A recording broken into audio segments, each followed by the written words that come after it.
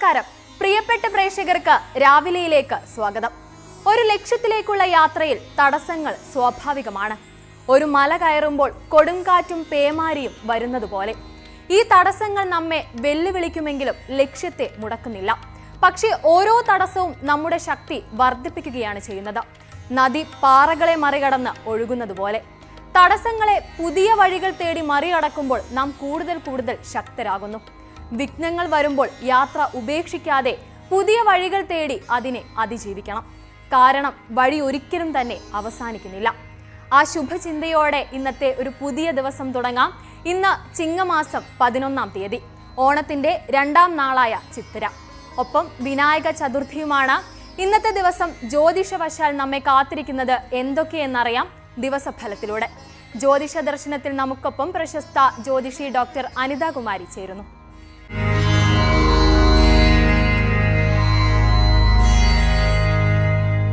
എല്ലാവർക്കും നമസ്കാരം. ഇന്ന് ബുധനാഴ്ച, ചിങ്ങം 11, 1201 ആണ്ട് ചിങ്ങം 11. ഇന്നത്തെ ദിവസഫലം നമുക്ക് നോക്കാം. ബുധനാഴ്ച എന്ന് പറയുമ്പോൾ തന്നെ നമ്മുടെ മനസ്സിലോട്ട് ശ്രീകൃഷ്ണ ഭഗവാൻ ഓടിയെത്തുന്നു. ബുധൻ ബുദ്ധിയുടെയും ജ്ഞാനത്തിൻ്റെയും ദിവസമാണ്. ഇന്ന് ബുധഹോരയിലാണ് ബുധനാഴ്ച പിറക്കുന്നത്. അപ്പോൾ ബുധഹോര എന്ന് പറഞ്ഞു കഴിഞ്ഞാൽ വിദ്യയ്ക്കും മറ്റ് ചില കാര്യങ്ങൾക്കും നല്ല കാര്യങ്ങൾക്കെല്ലാം തന്നെ വളരെ നല്ലതാണ്. എന്നാൽ രോഗചികിത്സയ്ക്ക് ബുധഹോര അത്ര നല്ലതല്ല. അടുത്തതായി നമുക്ക് മേടരാശിയുടെ ഫലം നോക്കാം. ഇന്ന് മേടരാശിക്ക് എങ്ങനെ ഉണ്ടെന്ന് നോക്കാം. അശ്വതി ഭരണി കാർത്തിക കാല ഉൾക്കൊള്ളുന്ന മേടരാശിക്ക് ഇന്നത്തെ ദിവസം താരതമ്യേന മെച്ചപ്പെട്ട ദിവസമാണ്. പ്രതീക്ഷകൾ നിറവേറുന്ന ദിവസമാണ്. കടം കൊടുക്കാനും വാങ്ങാനും നല്ല ദിവസമല്ല. അതൊഴിച്ചാൽ ബാക്കി കാര്യങ്ങൾക്ക് ഇന്ന് ശുഭകരമായ ദിവസമാണ്. ദീർഘയാത്രയ്ക്ക് ഒരുങ്ങുന്നവർക്ക് നല്ല ദിവസമാണ്. സ്വന്തമായി തൊഴിൽ ചെയ്യുന്ന എല്ലാവർക്കും ഇന്ന് അനുകൂലമായ ദിവസമായിരിക്കും. അതുപോലെ തന്നെ വിദ്യാർത്ഥികൾക്കും അധ്യാപകർക്കും ഗുണദോഷ സമ്മിശ്രമായൊരു ദിവസമായിരിക്കും. അതുകൂടാതെ കലാരംഗത്ത് പ്രവർത്തിക്കുന്നവർക്ക്, കായിക രംഗത്ത് പ്രവർത്തിക്കുന്നവർക്കൊക്കെ ടെക്നിക്കലായിട്ടുള്ള ഫീൽഡിൽ പ്രവർത്തിക്കുന്നവർക്കൊക്കെ ഇന്ന് വളരെ നല്ല ഒരു ദിവസമായിരിക്കും. അധ്വാനം കുറഞ്ഞ ദിവസമായിരിക്കും. സാമ്പത്തികമായി താരതമ്യേന ഗുണകരമായൊരു ദിവസമാണ്. എന്നാൽ ശാരീരിക ക്ലേശങ്ങൾക്ക് സാധ്യതയുള്ള ഒരു ദിവസമാണ് ഇന്ന്. അടുത്തതായി നമുക്ക് ഇടവക്കൂറുകാരുടെ ഫലം നോക്കാം. ഇടവക്കൂറിൽ വരുന്ന നക്ഷത്രക്കാരാണ് കാർത്തിക മുക്കാല, രോഹിണി, മകയിരത്തര. ഈ ഇടവക്കൂറുകാർക്ക് ഇന്ന് പ്രതീക്ഷിക്കാത്ത ചില ഭാഗ്യങ്ങൾ വന്നു ചേരാം. സന്തോഷകരമായ ഒരുപാട് മുഹൂർത്തങ്ങൾ ഉണ്ടാകുന്നൊരു ദിവസമാണ്. വിവാഹാദി കാര്യങ്ങളിൽ ഒരു തീരുമാനമെടുക്കുന്ന ദിവസമാണ്. അതേപോലെ ഉദ്യോഗലബ്ധിക്കായി ആഗ്രഹിച്ചിരിക്കുന്നവർക്ക് അനുകൂലമായി മറുപടി കിട്ടുന്ന ദിവസമാണ്. ദൂരയാത്രയ്ക്ക് പോകാൻ ഒരുങ്ങുന്നവർക്കും അനുകൂലമായ ദിവസമായിരിക്കും. എന്നാൽ കുടുംബത്തിൽ ചില മാനസിക പ്രശ്നങ്ങൾ അനുഭവിക്കാൻ സാധ്യതയുണ്ട്. കുടുംബാംഗങ്ങളിൽ ചിലർക്ക് രോഗബാധ ഉണ്ടാകാനും അതുപോലെ മനപ്രയാസം ഉണ്ടാകാനും സാധ്യതയുള്ള ഒരു ദിവസമാണ്. അതേപോലെ കേസ്, വഴക്ക് അങ്ങനെയുള്ള കാര്യങ്ങളിൽ ഇടപെട്ടിരിക്കുന്നവർക്കും പ്രതികൂലമായ മറുപടിയായിരിക്കും ലഭിക്കുക. കിട്ടാനുള്ള പണം കിട്ടാനുള്ള സാധ്യത തെളിഞ്ഞു വരുന്ന ഒരു ദിവസമായിരിക്കും ഇന്ന്. മൊത്തത്തിൽ ശുഭകരമായൊരു ദിവസമാണ് ഇന്ന്. എല്ലാ ഫീൽഡിൽപ്പെട്ടവർക്കും വളരെ അനുകൂലമായൊരു ദിവസമായിട്ടാണ് ഇന്നത്തെ ദിവസം കാണപ്പെടുന്നത്. അടുത്തതായി നമുക്ക് മിഥുനക്കൂറുകാരുടെ ഇന്നത്തെ ഫലം നോക്കാം. മിഥുനക്കൂറിൽ വരുന്ന നക്ഷത്രങ്ങളാണ് മകയിരത്തര, തിരുവാതിര, പുണർദമുക്കാല്. ഈ കൂറുകാർക്ക് ഇന്ന് ഗുണദോഷ സമ്മിശ്രമായ ഒരു ദിവസമാണ്. ഗുണാധിക്യമാണ് കാണുന്നത്. ഒരുപാട് നല്ല അനുഭവങ്ങൾ ജീവിതത്തിൽ ഉണ്ടാകുന്നതാണ്. എല്ലാവരാലും വിമർശിക്കപ്പെട്ടിരുന്ന ആളുകൾക്ക് ഇന്ന് അനുമോദനങ്ങളുടെ ദിവസമാണ്. ദീർഘയാത്രയ്ക്കുള്ള തയ്യാറെടുപ്പുകൾ വളരെ അനുകൂലമായി കാണുന്നു. വിദ്യാർത്ഥികൾക്കും അധ്യാപകർക്കും നല്ല അനുകൂലമായ ദിവസമാണ്. കലാകായിക രംഗത്ത് പ്രവർത്തിക്കുന്നവർക്ക് വളരെ തിരക്കുള്ള ദിവസമാണ് എങ്കിൽ പോലും സന്തോഷവും ആശ്വാസവും ഒക്കെ ഉണ്ടാകുന്ന ഒരു ദിവസമാണ്. സാമ്പത്തികമായി വളരെ ബുദ്ധിമുട്ടുകൾ ഉണ്ടാകുന്നതായി കാണുന്നില്ല. മാതാപിതാക്കളുടെ ചില മാനസിക പ്രയാസങ്ങൾ കൊണ്ട് മാനസികമായി ചില വിഷമങ്ങൾ വന്നു ചേരാൻ ഇടയുണ്ട്. അതൊഴിച്ചാൽ ഇന്നത്തെ ദിവസം വളരെ അനുകൂലമായിരിക്കും. അടുത്തതായി നമുക്ക് പുണർദം കാല് പൂയം ആയില്യം നക്ഷത്രക്കാരുടെ ഫലം നോക്കാം. കർക്കിടകക്കൂറിലാണ് ഈ നക്ഷത്രങ്ങൾ ഉൾക്കൊള്ളുന്നത്. കർക്കിടകക്കൂറുകാർക്ക് ഇന്ന് ഗുണദോഷ സമ്മിശ്രമായൊരു ദിവസമായിരിക്കും. ഗുണാധിക്യമാണ് കാണുന്നത്. ഇന്ന് സന്തോഷകരമായ ചില അനുഭവങ്ങൾ ജീവിതത്തിൽ വന്നേക്കാം. കലാരംഗത്ത് പ്രവർത്തിക്കുന്നവർക്ക് വളരെ അനുകൂലമായൊരു ദിവസമായിരിക്കും. എന്നാൽ കായിക രംഗത്ത് പ്രവർത്തിക്കുന്നവർക്ക് അത്ര അനുകൂലമായി കാണുന്നില്ല. രാഷ്ട്രീയ തലത്തിലുള്ളവർക്ക് വിമർശനങ്ങൾക്ക് വിധേയമാകുന്ന ഒരു ദിവസമായിരിക്കും. ആവശ്യമില്ലാത്ത കാര്യങ്ങളിൽ ഇടപെട്ട് പ്രശ്നങ്ങൾ ഉണ്ടാക്കാൻ ഇടയുള്ള ഒരു ദിവസമായതുകൊണ്ട് അപ്രകാരത്തിലുള്ള കാര്യങ്ങൾ വളരെ ശ്രദ്ധിച്ച് ഇടപെടുന്നത് നന്നായിരിക്കും. വളരെ സഹായം ചെയ്തിട്ട് സഹായിക്കുന്നവരിൽ നിന്ന് തിക്താനുഭവങ്ങൾ ഉണ്ടാകാൻ സാധ്യതയുണ്ട്. സേവകരെ കൊണ്ട് ചില മാനസിക പ്രയാസങ്ങൾ അനുഭവപ്പെടാൻ സാധ്യതയുണ്ട്. അതൊഴിച്ചാൽ സാമ്പത്തികമായി നല്ലതായിരിക്കുന്ന ഒരു ദിവസമാണിന്ന്. അതേപോലെ വിചാരിക്കുന്ന പല കാര്യങ്ങളും അനായാസേന സാധിക്കാനും സാധ്യതയുള്ള ഒരു ദിവസമായിരിക്കും ഇന്ന്. ദീർഘയാത്രയ്ക്ക് പോകുന്നവർക്കും വിദേശയാത്ര അന്വേഷിക്കുന്നവർക്കും വിദേശ ജോലികൾ തേടുന്നവർക്കും അതേപോലെ കുടുംബത്തിലെ സമാധാനത്തിന് വേണ്ടി പ്രവർത്തിക്കുന്നവർക്കുമൊക്കെ അനുകൂലമായ ഒരു ദിവസം ആണ് ഇന്ന്. അടുത്തതായി നമുക്ക് ചിങ്ങൻ രാശിക്കാരുടെ ഫലം നോക്കാം.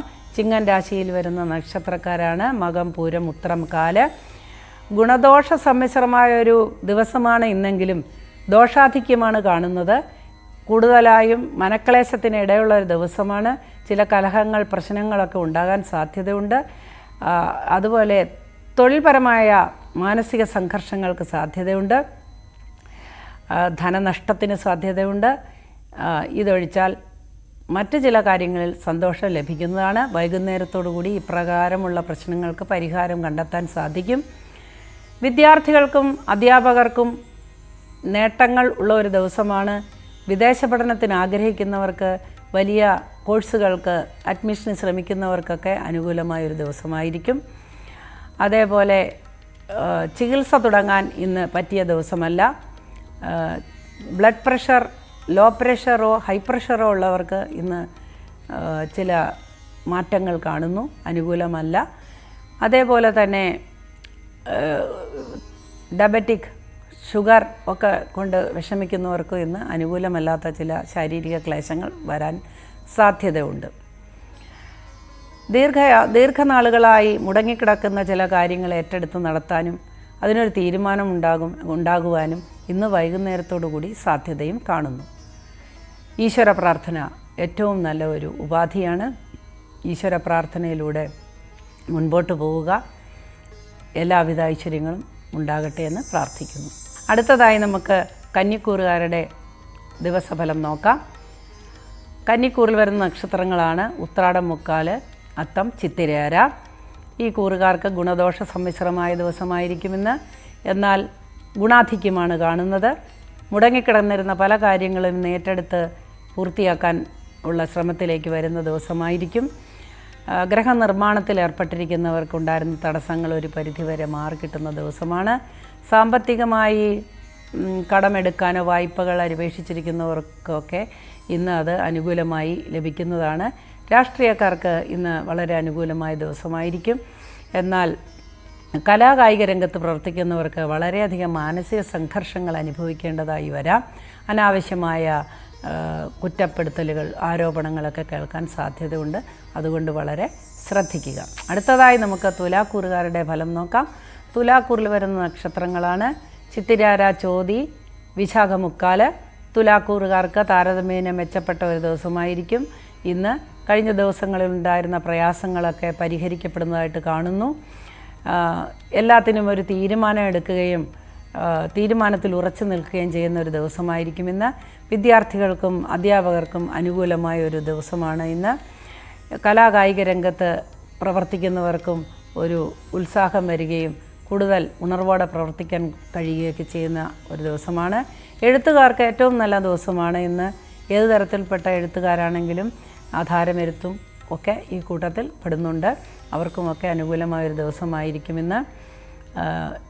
ചെറിയ ചില അപകടങ്ങൾ, വീഴ്ച, ഒടിവ്, ചതവ് ഒക്കെ വരാനുള്ള സാധ്യത കാണുന്നുണ്ട് എങ്കിലും വലുതായി ഒന്നും വരുന്നില്ല. കുടുംബാംഗങ്ങളെക്കുറിച്ച് ചില ഉത്കണ്ഠയും മനപ്രയാസവുമൊക്കെ അനുഭവപ്പെടാമെങ്കിലും വൈകുന്നേരത്തോടു കൂടി അതിനൊക്കെ പരിഹാരം കണ്ടെത്താവുന്നതാണ്. വൃക്ഷലതാദികളിൽ നിന്ന് ചില അനിഷ്ടമായ അനുഭവങ്ങൾ വന്നു ചേരാം. വൃക്ഷങ്ങൾ ഫലം കായ്ക്കുന്ന വൃക്ഷങ്ങൾ ഒടിഞ്ഞു വീഴുകയോ അങ്ങനെ ഏതെങ്കിലും രീതിയിലുള്ള ബുദ്ധിമുട്ടുകളൊക്കെ വന്ന് മനസ്സിന് ചെറിയ പ്രയാസമുണ്ടാകാം. എന്നാൽ ഇതെല്ലാം വൈകുന്നേരത്തോടു കൂടി പരിഹരിക്കപ്പെടുന്നതാണ്. അടുത്തതായി വൃശ്ചികക്കൂറുകാരുടെ ഫലം നോക്കാം. വൃശ്ചികക്കൂറിൽ വരുന്ന നക്ഷത്രങ്ങളാണ് വിശാഖം, കാല്, ആനിഴം, തൃക്കേട്ട നക്ഷത്രം. പ്രത്യേകിച്ച് വലിയ മാറ്റങ്ങളൊന്നും അവരുടെ ഇന്നത്തെ ദിവസത്തിൽ കാണുന്നില്ല. ഗുണദോഷ സമ്മിശ്രമായൊരു ദിവസമാണ്. ഗുണാധിക്യമാണ് കാണുന്നത്. എല്ലാവർക്കും ബന്ധുസമാഗമത്തിന് ഒരു അവസരമാണ് കാണുന്നത്. അതേപോലെ കുട്ടികളുടെ ഉന്നമനം, അവരുടെ ഉയർച്ച, പരീക്ഷാ വിജയം, ഇതിലൊക്കെ സന്തോഷിക്കാനുള്ള ഒരു ദിവസമായിരിക്കും ഇന്ന്. കുടുംബത്തിലുണ്ടായിരുന്ന ചില സംഘർഷങ്ങളും ബുദ്ധിമുട്ടുകളുമൊക്കെ ഇന്ന് പരിഹരിക്കപ്പെടുന്നതായിട്ട് കാണുന്നു. സാമ്പത്തികമായി വളരെ നല്ലതല്ലെങ്കിൽ ഒരുവിധം പിടിച്ചു നിൽക്കാവുന്ന ഒരു ദിവസമായിരിക്കും ഇന്ന്. ചിലവ് കുറഞ്ഞിരിക്കുന്ന ദിവസമാണ്. വരവും അതുപോലെ അത്രയ്ക്ക് കാണുന്നില്ല. സ്വന്തമായി തൊഴിൽ ചെയ്യുന്നവർക്ക് അനുകൂലമായൊരു ദിവസമായിരിക്കും. വളരെ തിരക്കുള്ള ഒരു ദിവസമായിരിക്കും ഇന്ന്. എന്നാലും അനുകൂലമായ ഒരുപാട് കാര്യങ്ങൾ ഇന്ന് വൈകുന്നേരത്തോടു കൂടി വന്നു ചേരുന്നതാണ്. അടുത്തതായി ധനുക്കൂറിൻ്റെ ഫലം നോക്കാം. ധനുക്കൂറിൽ വരുന്ന നക്ഷത്രങ്ങളാണ് മൂലം, പൂരാടം, ഉത്രാടം, കാല്. ഈ നക്ഷത്രക്കാർക്ക് ഇന്ന് ഗുണദോഷ സമ്മിശ്രമായ ദിവസമാണെങ്കിലും ഗുണാധിക്യമാണ് കാണുന്നത്. ചില അടുക്കും ചിട്ടയും തെറ്റിയുള്ള ജീവിതമുള്ള ആളുകൾക്ക് വളരെ ക്ലേശങ്ങൾ അനുഭവിക്കാൻ സാധ്യതയുണ്ട്. ഉദരരോഗം അലട്ടാൻ സാധ്യതയുണ്ട്. അതുമൂലമുള്ള മാനസിക ക്ലേശത്തിനും സാധ്യതയുണ്ട്. അത് വളരെ ചിട്ടയോടുകൂടി നമ്മൾ മുമ്പോട്ട് പോയാൽ ഒഴിവാക്കാവുന്നതാണ്. സാമ്പത്തികമായി നല്ല മെച്ചപ്പെട്ട ഒരു ദിവസമായിരിക്കും. ശാരീരികമായും ഇഷ്ടഭക്ഷണം ലഭിക്കുന്ന ദിവസമാണ്. ശാരീരികമായും ഗുണകരമായ ഒരു ദിവസമായിരിക്കും. അതേപോലെ ദീർഘയാത്രയ്ക്ക് ഒരുങ്ങുന്നവർക്ക് അനുകൂലമായ ഒരു ദിവസമാണ്. ബന്ധുസമാഗമത്തിന് ഒരു നല്ല ദിവസമായിരിക്കുമെന്ന്. കുറേ നാൾ കൂടി ആഗ്രഹിച്ചിരുന്ന പല കാര്യങ്ങളും നമുക്ക് നടപ്പിലാകും എന്ന് ഉറപ്പുവരുന്ന ഒരു ദിവസമായിരിക്കും. സന്താനങ്ങളെ കൊണ്ട് വളരെ സന്തോഷമുണ്ടാകുന്ന ഒരു ദിവസമായിരിക്കും ഇന്ന്. അടുത്തതായി നമുക്ക് മകരക്കൂറിൻ്റെ ഇന്നത്തെ ദിവസം നോക്കാം. മകരക്കൂറിൽ വരുന്ന നക്ഷത്രങ്ങളാണ് ഉത്രാടം, മുക്കാല്, തിരുവോണം, അവിട്ടത്തര. ഈ കൂറുകാർക്ക് താരതമ്യേന ഗുണദോഷ സമ്മിശ്രമായൊരു ദിവസമായിരിക്കും ഇന്ന്. വലിയ വ്യത്യാസങ്ങളൊന്നും തലേ ദിവസത്തിൽ കാണുന്നില്ല. എന്നാൽ ചില പ്രത്യേകമായി കാണുന്നത് ചില സമ്മാനങ്ങൾ ലഭിക്കാനും അല്ലെങ്കിൽ സമ്മാനദാനത്തിനും മറ്റുള്ളവർക്ക് വേണ്ടി പ്രവർത്തിക്കാനും പരസഹായത്തിന് പോയിട്ട് വളരെ നല്ല അഭിനന്ദനങ്ങൾ ലഭിക്കാനുമൊക്കെ ഉള്ള ഒരു ദിവസമായിരിക്കും ഇന്ന്. ശാരീരിക ക്ലേശങ്ങൾക്കും അയവ് വരുന്ന ഒരു ദിവസമായിരിക്കും. മാനസിക സംഘർഷങ്ങൾക്ക് അയവ് വരുന്ന ഒരു ദിവസമായിരിക്കും. രാഷ്ട്രീയക്കാർക്ക് ഇന്നത്തെ ദിവസം അനുകൂലമാണ്. കലാകായിക രംഗത്ത് പ്രവർത്തിക്കുന്നവർക്ക് വളരെ ക്ഷീണവും ശാരീരിക അസ്വാസ്ഥ്യങ്ങളും അനുഭവിക്കാൻ സാധ്യതയുണ്ട്. ജോലി തിരക്ക് കൂടിയിരിക്കുന്ന ഒരു ദിവസമാണ് ഇന്ന്. എന്നാൽ വൈകുന്നേരത്തോടു കൂടി എല്ലാവർക്കും അനുകൂലമായൊരു സമയമായി കാണുന്നു. എല്ലാവർക്കും ഈ ദിവസം വളരെ അനുകൂലവും നല്ലതുമായിരിക്കട്ടെ എന്ന് ആശംസിക്കുന്നു.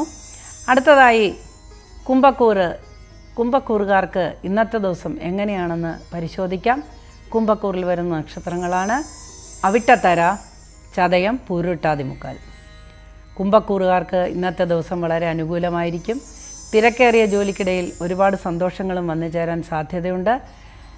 അപ്രതീക്ഷിതമായ ധനലാഭം വന്നു ചേരുന്ന ഒരു ദിവസമായിരിക്കും. സാമ്പത്തികമായി ഒരു സന്തോഷം അനുഭവിക്കുന്ന ദിവസമാണ്. രാഷ്ട്രീയക്കാർക്ക് അനുകൂലമായ ദിവസമാണ്. കലാകായിക രംഗത്ത് പ്രവർത്തിക്കുന്നവർക്ക് അത് അനുകൂലമായ ദിവസമാണ്. എന്നാൽ വിദ്യാഭ്യാസ രംഗത്തോ വിദ്യാർത്ഥികൾക്കോ അധ്യാപകർക്കോ ഒക്കെ ഇന്ന് അത്ര നല്ല ദിവസമല്ല, പ്രതികൂലമായ ദിവസമായിരിക്കും. അതുകൂടാതെ കലാകായിക രംഗത്ത് അനുഭവിക്കുന്നവർക്ക് ഉണ്ടാകുന്ന കഷ്ടപ്പാടുകൾക്കൊക്കെ വളരെ അധികം നല്ല ഒരു അംഗീകാരം ലഭിക്കുന്ന ദിവസമായിരിക്കും ഇന്ന്. രോഗാദി ദുരിതങ്ങളിൽ വിഷമിക്കുന്നവർക്ക് ആശ്വാസകരമായൊരു ദിവസമായിരിക്കും ഇത്. ഇന്നത്തെ ദിവസം ഈശ്വര പ്രാർത്ഥന അനിവാര്യമാണ്. ഗുണം വളരെയേറെ ലഭിക്കുന്ന ഒരു ദിവസമായിരിക്കും. നിങ്ങൾക്ക് നന്മ വരട്ടെ എന്ന് പ്രാർത്ഥിക്കുന്നു. അടുത്തതായി മീനക്കൂറിലേക്ക് കടക്കുകയാണ്. മീനക്കൂറിൽ വരുന്ന നക്ഷത്രക്കാരാണ് പൂരിട്ടാതികാല്, ഉത്തിട്ടാതി, രേവതി. ഈ നക്ഷത്രക്കാർക്ക്, ഈ കൂറുകാർക്ക് വളരെ അനുകൂലമായൊരു ദിവസമായിരിക്കും ഇന്ന്. അലച്ചിലും കഷ്ടപ്പാടുമൊക്കെ ഒരു പരിധിവരെ ഉണ്ടെങ്കിലും സന്തോഷവും വന്നു ചേരുന്നതാണ്. മുടങ്ങിക്കിടന്നിരുന്ന പല കാര്യങ്ങളും ചെയ്തു തീർക്കുന്നതിലുള്ള ഒരു ചാരിതാർത്ഥ്യം, ഒരു സന്തോഷം അനുഭവിക്കാവുന്നതാണ്. ഏഴര ശനിയുടെ കുറച്ച് ഒരു അസ്വാരസ്യം മൂലം നമുക്ക് ഏഴര ശനിയുടെ കാലമായതിനാൽ ചില ഉത്കണ്ഠയും മനപ്രയാസവും ഉണ്ടാകാൻ സാധ്യതയുണ്ട്. അത് വൈകുന്നേരത്തോടുകൂടി പരിഹരിക്കപ്പെടുന്നതാണ്. കുടുംബാംഗങ്ങളുമായിട്ട് നല്ല ബന്ധം പുലർത്തുന്ന ഒരു ദിവസമായിരിക്കും ഇന്ന്. വളരെ അപ്രതീക്ഷിതമായി ചില സുഹൃത്തുക്കളെ കണ്ടുമുട്ടാനോ സുഹൃത്തുക്കളുടെ ഫോൺ കോളുകൾ വരാനോ പ്രതീക്ഷയ്ക്ക് ഉതകുന്ന രീതിയിൽ ഒരു സംസാര വിഷയമുണ്ടാവുകയൊക്കെ ചെയ്യുന്ന ഒരു നല്ല ദിവസമായിരിക്കും. എല്ലാത്തിനും ഈശ്വരൻ്റെ ആനുകൂല്യം, ഈശ്വരാനുഗ്രഹം ഉണ്ടാകേണ്ടതാണ്. എല്ലാവരും അവരവരുടെ മതവിശ്വാസമനുസരിച്ച് പ്രാർത്ഥിക്കുക. എല്ലാവർക്കും നന്മ തന്നെ വരട്ടെ എന്ന് പ്രാർത്ഥിച്ചുകൊണ്ട് ഇന്നത്തെ ജ്യോതിഷ പരിപാടി ഇവിടെ അവസാനിക്കുകയാണ്. നാളെ നമുക്ക് വീണ്ടും കാണാം. അതുവരെ എല്ലാവരെയും ഈശ്വരൻ പ്രത്യേകം അനുഗ്രഹിക്കട്ടെ എന്ന് പ്രാർത്ഥിച്ചുകൊണ്ട് നമസ്കാരം.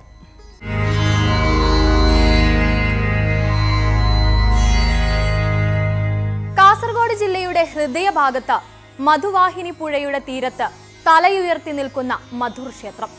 ശിവനും സിദ്ധിവിനായകനും ഒരുപോലെ കുടികൊള്ളുന്ന ഈ പുണ്യഭൂമിക്ക് പറയാനുള്ളത് നൂറ്റാണ്ടുകളുടെ ഐതിഹ്യങ്ങളും ചരിത്രവുമാണ്. ഒരു കൊച്ചു ബാലൻ വരച്ച ഗണപതി ചിത്രം വളർന്ന് വിഗ്രഹമായി മാറിയ അത്ഭുതവും ടിപ്പു സുൽത്താൻ ആക്രമിക്കാനെത്തി തിരികെ പോയ കഥയും ഈ ക്ഷേത്രത്തിന്റെ പ്രാധാന്യം വിളിച്ചോതുന്നുണ്ട്. വാസ്തുവിദ്യയുടെ വിസ്മയവും പ്രകൃതിയുടെ സൗന്ദര്യവും ഇവിടെ ഒന്നിക്കുന്നുണ്ട്. അപ്പവും മൂടപ്പ സേവയും പോലെ പ്രസിദ്ധമായ വഴിപാടുകളുള്ള ഒരു ക്ഷേത്രം, ആത്മീയതയുടെയും സംസ്കാരത്തിന്റെയും കേന്ദ്രം. വിനായക ചതുർത്ഥി ദിവസമായ ഇന്ന് മധൂർ സിദ്ധിവിനായകന്റെ വിശേഷങ്ങൾ അറിയാം തീർത്ഥാടനത്തിലൂടെ.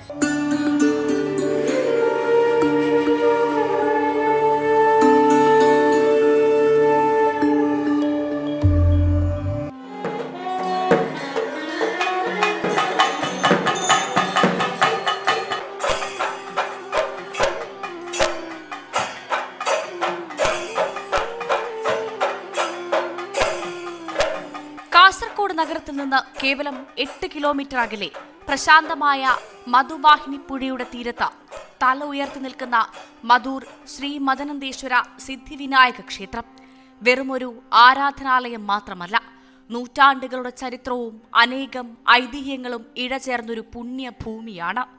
യഥാർത്ഥത്തിൽ ശിവനാണ് പ്രധാന പ്രതിഷ്ഠയെങ്കിലും ലോകമെമ്പാടുമുള്ള ഭക്തരെ ഇവിടേക്ക് ആകർഷിക്കുന്നത് പ്രധാന ശ്രീകോവിലിനുള്ളിൽ തെക്കോട്ട് ദർശനമായി വിരാജിക്കുന്ന അനുഗ്രഹ വർഷം ചൊരിയുന്ന സിദ്ധിവിനായകനാണ്.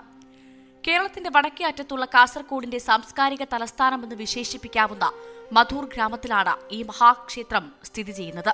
പഴശ്വനി എന്നറിയപ്പെടുന്ന നദിക്ക് മധുവാഹിനി എന്ന പേര് വന്നത് ഈ ക്ഷേത്രത്തിന്റെ സാന്നിധ്യം കൊണ്ടാണെന്ന് വിശ്വസിക്കപ്പെടുന്നു. ക്ഷേത്രത്തിന്റെ വാസ്തുവിദ്യ തന്നെ ഏറെ ശ്രദ്ധേയമാണ്. ആനയുടെ പിൻഭാഗത്തോട് സാമ്യമുള്ള ഗജപൃഷ്ഠ ശൈലിയിലാണ് ഇത് നിർമ്മിച്ചിരിക്കുന്നത്. ക്ഷേത്രത്തിന്റെ അകത്തളങ്ങളിലെ തടിയിൽ തീർത്ത കൊത്തുപണികൾ രാമായണത്തിലെ കഥാസന്ദർഭങ്ങളെ മനോഹരമായി പുനരാവിഷ്കരിച്ചിരിക്കുന്നു. ഓരോ കൊത്തുപണിയും ഒരു കലാകാരന്റെ കരാവിരുതിന്റെയും ഭക്തിയുടെയും സാക്ഷ്യമാണ്. ശിവന്റെ സാന്നിധ്യത്തെക്കുറിച്ചുള്ള ഐതിഹ്യങ്ങൾ ക്ഷേത്രത്തിന്റെ പ്രാചീനതയ്ക്ക് തെളിവാണ്. തുളു മൊഗേറ സമുദായത്തിൽപ്പെട്ട മദാരു എന്ന വൃദ്ധയാണ് ശിവലിംഗത്തിന്റെ ഉത്ഭവമൂർത്തി. അവളുടെ പേരിൽ നിന്നാണ് മധൂർ എന്ന പേര് ഈ ദേശത്തിന് ലഭിച്ചതെന്നും പറയപ്പെടുന്നു. മദരു എന്ന് പറയുന്ന ഒരു മാതാവ്, ഒരു സ്ത്രീ ഉളിയത്തെ അടുക്കം എന്ന് പറയുന്ന ഒരു സ്ഥലത്ത് പിന്നെ വിറക് സംഗ്രഹിക്കാനും പച്ചില വളത്തിന് വേണ്ടി സംഗ്രഹിക്കാനും ചെന്നപ്പോൾ ഒരു കല്ലിൽ കത്തി കൊള്ളുകയുണ്ടായി. ആ കല്ലിൽ അപ്പം തന്നെ ചുവന്ന രക്തം പൊടിഞ്ഞു വന്നു. അത് കാണുമ്പോൾ ഭയന്ന ആ സ്ത്രീ ക്ഷേത്രത്തിൻ്റെ ഈ നാടിൻ്റെ അധിപനായ രാജാവിനെ കാണലും അദ്ദേഹത്തോട് ഈ വിഷയം അറിയിക്കലും ചെയ്തു. അത്യന്ത അപൂർവമായിട്ടുള്ള ഈ സംഗതി കണ്ടിട്ടാകുമ്പോൾ രാജാവിനും അത് വിശേഷമായി തോന്നി. അങ്ങനെ ആ വിഷയത്തെപ്പറ്റി ചർച്ച ചെയ്യലും അതിനെപ്പറ്റി പ്രശ്നചിന്ത ചെയ്യലും നടന്നു. അപ്പോഴാണ് അതൊരു ശിവൻ്റെ സാന്നിധ്യമുള്ള ശിലയാണ്. അടുത്തു തന്നെയുള്ള മധുവാഹിനി പുഴയുടെ വക്കത്തുള്ള ഒരു പുരാതനമായിട്ടുള്ള ശിവൻ്റെ ഒരു ശിവഗുഡിയുടെ സന്നിഹിതത്തിൽ തന്നെ ഒരു ക്ഷേത്ര നിർമ്മാണം ചെയ്യണം എന്ന് പ്രശ്ന നിർദ്ദേശമുണ്ടായി. അങ്ങനെയാണ് ഇന്ന് കാണുന്നുള്ള ഈ മഹാശിവക്ഷേത്രം ഇവിടെ നിർമ്മിക്കപ്പെട്ടു എന്നാണ് ഐതിഹ്യത്തിൽ നമുക്ക് മനസ്സിലാക്കാൻ സാധിക്കുന്നത്. ശിവന്റെ പ്രതിഷ്ഠയാണ് ആദ്യമുണ്ടായതെങ്കിലും ഗണപതിക്ക് എങ്ങനെ പ്രാധാന്യം ലഭിച്ചു എന്നതിന് പിന്നിലും രസകരമായൊരു ഐതിഹ്യമുണ്ട്. വളരെ കാലം മുൻപ് ഒരു ബ്രാഹ്മണ ബാലൻ ക്ഷേത്രത്തിലെ ശ്രീകോവിലിന്റെ തെക്കേ ചുമരിൽ വെറുതെ ഒരു ഗണപതി രൂപം വരച്ചു. ദിവസങ്ങൾ കഴിയും തോറും ആ ചിത്രം വലുതാവുകയും തടിക്കുകയും ചെയ്തു. ഇത് കണ്ട് അത്ഭുതപ്പെട്ട ബാലൻ ഗണപതിയെ ബോഡ്ജ അല്ലെങ്കിൽ ബുദ്ധ ഗണേശൻ എന്ന് സ്നേഹപൂർവ്വം വിളിച്ചു. ഈ പ്രതിഷ്ഠ പിന്നീട് വളരെയധികം ശക്തി നേടിയെന്നാണ് വിശ്വാസം. ഈ ക്ഷേത്രത്തിൽ മഹാഗണപതി വളരെ പ്രാധാന്യത്തോടുകൂടെ ഇവിടെ പൂജിക്കപ്പെടുന്നു. മധൂർ ഗണപതി എന്നാണ് പ്രസിദ്ധി. ഇവിടുത്തെ പ്രധാന പ്രതിഷ്ഠ മഹാലിംഗേശ്വരനാണെങ്കിൽ തന്നെ മഹാഗണപതിയെയാണ് ഭക്തന്മാർ കൂടുതലും ആശ്രയിക്കാറ്. എല്ലാ ഭക്തന്മാരും മഹാഗണപതിയെ ആരാധിച്ച് വഴിപാട് ചെയ്ത് ഗണപതിയെ വന്ദിച്ച് അനുഗ്രഹം തേടാറുണ്ട്. അവരുടെ കർമ്മസാഫല്യം അതിൽ സിദ്ധിക്കാറുമുണ്ട്. അങ്ങനെ മഹാഗണപതി വളരെ പ്രശസ്തനായി ലോകമെമ്പാടും അറിയപ്പെടുന്ന മഹാചൈതന്യമായി അറിയപ്പെടുന്നു. ഈ ക്ഷേത്രത്തിൽ ദുർഗയും ശാസ്താവും സുബ്രഹ്മണ്യനും അതുപോലെ തന്നെ വേറെ 2 ശിവന്റെ പ്രതിഷ്ഠകളും ഉൾക്കൊള്ളുന്നുണ്ട്. ക്ഷേത്രത്തിന്റെ ചരിത്രത്തിലെ ഒരു നിർണായക നിമിഷം ടിപ്പു സുൽത്താന്റെ ആക്രമണവുമായി ബന്ധപ്പെട്ടതാണ്. 1978 തന്റെ സൈനികരോടൊപ്പം ക്ഷേത്രം ആക്രമിക്കാനെത്തിയ ടിപ്പു ക്ഷേത്രക്കുളത്തിൽ നിന്ന് വെള്ളം കുടിച്ചതിന് ശേഷം ശാന്തനാവുകയും ആക്രമണത്തിൽ നിന്ന് പിന്തിരിയുകയും ചെയ്തുവെന്നാണ് കഥ. എന്നാൽ സൈനികരെ സമാധാനിപ്പിക്കാൻ ക്ഷേത്രത്തിന്റെ മേൽക്കൂരയിൽ വാൾ കൊണ്ടൊരു മുറിവുണ്ടാക്കി. ടിപ്പുവിന്റെ വാൾപ്പാട് ഇന്നും ക്ഷേത്രത്തിൽ കാണാം. പ്രധാന പ്രതിഷ്ഠയായ മദനന്തീശ്വരനും സിദ്ധിവിനായകനും പുറമെ കാശി വിശ്വനാഥൻ, ധർമ്മശാസ്ത, സുബ്രഹ്മണ്യൻ, ദുർഗാപരമേശ്വരി, വീരഭദ്രൻ, ഗുളികൻ തുടങ്ങിയ ഉപദേവതകളും ഇവിടെയുണ്ട്. പ്രധാന ശ്രീകോവിലിനുള്ളിൽ പാർവതി ദേവിയുടെ സാന്നിധ്യവും അനുഭവപ്പെടുന്നു. ശിവല്ലി ബ്രാഹ്മണ സമുദായത്തിൽപ്പെട്ടവരാണ് ഇവിടുത്തെ പൂജാരിമാർ. ക്ഷേത്രത്തിലെ ഏറ്റവും പ്രധാനപ്പെട്ട വഴിപാടുകളിൽ ഒന്നാണ് അപ്പം. ഇവിടുത്തെ അപ്പം വളരെ പ്രസിദ്ധമാണ്. ഭക്തർക്ക് പ്രത്യേകമായി സമർപ്പിക്കുന്ന സഹസ്രപ്പം എന്ന വഴിപാട് ഏറെ പ്രാധാന്യമർഹിക്കുന്നു. കൂടാതെ വിനായക ചതുർത്ഥി, മധൂർഭേടി, കുംഭമാസത്തിലെ ശിവരാത്രി, മേടത്തിലെ വിഷു ഉത്സവം എന്നിവയാണ് ക്ഷേത്രത്തിലെ പ്രധാന ആഘോഷങ്ങൾ. 30 വർഷത്തിൽ ഒരിക്കൽ മാത്രം നടക്കുന്ന മൂടപ്പ സേവയാണ് ഇവിടുത്തെ ഏറ്റവും വലിയ വഴിപാട്. ഭീമമായ ചെലവ് കാരണം അപൂർവമായി മാത്രം നടത്താറുള്ള ഈ ചടങ്ങിൽ ആയിരക്കണക്കിന് അപ്പങ്ങൾ കൊണ്ട് ഗണപതി വിഗ്രഹം പൂർണ്ണമായി മൂടുന്നു. ഇത് ഗണപതി ഭഗവാനെ പ്രീതിപ്പെടുത്താൻ നടത്തുന്ന ഒരു പ്രത്യേക പൂജയാണ്. ക്ഷേത്രത്തിന് സമീപമുള്ള മധുവാഹിനി നദിയിലെ ജലനിരപ്പ് ഉയരുമ്പോൾ ശ്രീകോവിലേക്ക് വെള്ളം കയറുന്നത് ഇവിടുത്തെ ഒരു പ്രത്യേകതയാണ്. ഈ സമയങ്ങളിൽ പൂജാരിമാർ വട്ടവള്ളങ്ങളിൽ ശ്രീകോവിലെത്തിയാണ് പൂജകൾ നടത്തുന്നത്. കൂടാതെ ഉത്സവങ്ങളിൽ ആനകളെ ഒഴിവാക്കിയുള്ള ഘോഷയാത്രയാണ് ഇവിടെയുള്ളത്. മധുവാഹിനി നദിയുടെ ശാന്തമായ ഒഴുക്കും പുരാണ കഥകൾ ആലേഖനം ചെയ്ത തടികൊത്തുപണികളും പ്രശാന്തമായ അന്തരീക്ഷവും ഈ ക്ഷേത്രത്തെ ഒരു ആത്മീയ കേന്ദ്രമായി മാറ്റുന്നു. കാസർഗോഡ് ജില്ലയുടെ ഹൃദയഭാഗത്ത് മധുവാഹിനി നദിയുടെ ഓരം ചേർന്ന് നിൽക്കുന്ന മധൂർ ശ്രീ മദനന്തീശ്വര സിദ്ധിവിനായക ക്ഷേത്രം വെറുമൊരു ആരാധനാലയത്തിനപ്പുറം ആത്മീയതയുടെയും ചരിത്രത്തിന്റെയും വാസ്തുവിദ്യയുടെയും സമന്വയമാണ്. 1000 വർഷത്തിലേറെ പഴക്കമുണ്ടെന്ന് വിശ്വസിക്കപ്പെടുന്ന ഈ ക്ഷേത്രം സ്കന്ദപുരാണത്തിലും ബ്രാഹ്മണ പുരാണത്തിലുമെല്ലാം പരാമർശിക്കപ്പെടുന്നുണ്ട്. ക്ഷേത്രത്തിന്റെ പ്രധാന പ്രതിഷ്ഠ മദനന്തീശ്വരനായ ശിവനാണെങ്കിലും ഗണപതി ഭഗവാനാണ് ഭക്തർക്കിടയിൽ കൂടുതൽ പ്രസിദ്ധി നേടിയത്. ക്ഷേത്രത്തിന്റെ വാസ്തുവിദ്യ അതിമനോഹരമാണ്. ആനയുടെ പിൻഭാഗത്തിന് സമാനമായ ഗജപൃഷ്ഠ ശൈലിയിലാണ് ശ്രീകോവിൽ നിർമ്മിച്ചിരിക്കുന്നത്. ചെമ്പ് പൂശിയ മേൽക്കൂരയും മരത്തിൽ തീർത്ത അതിമനോഹരമായ കൊത്തുപണികളും ക്ഷേത്രത്തിന് ഗാംഭീര്യം നൽകുന്നു. ക്ഷേത്ര ഭരണത്തിൽ കർണാടക സർക്കാരിനും പങ്കുണ്ട്.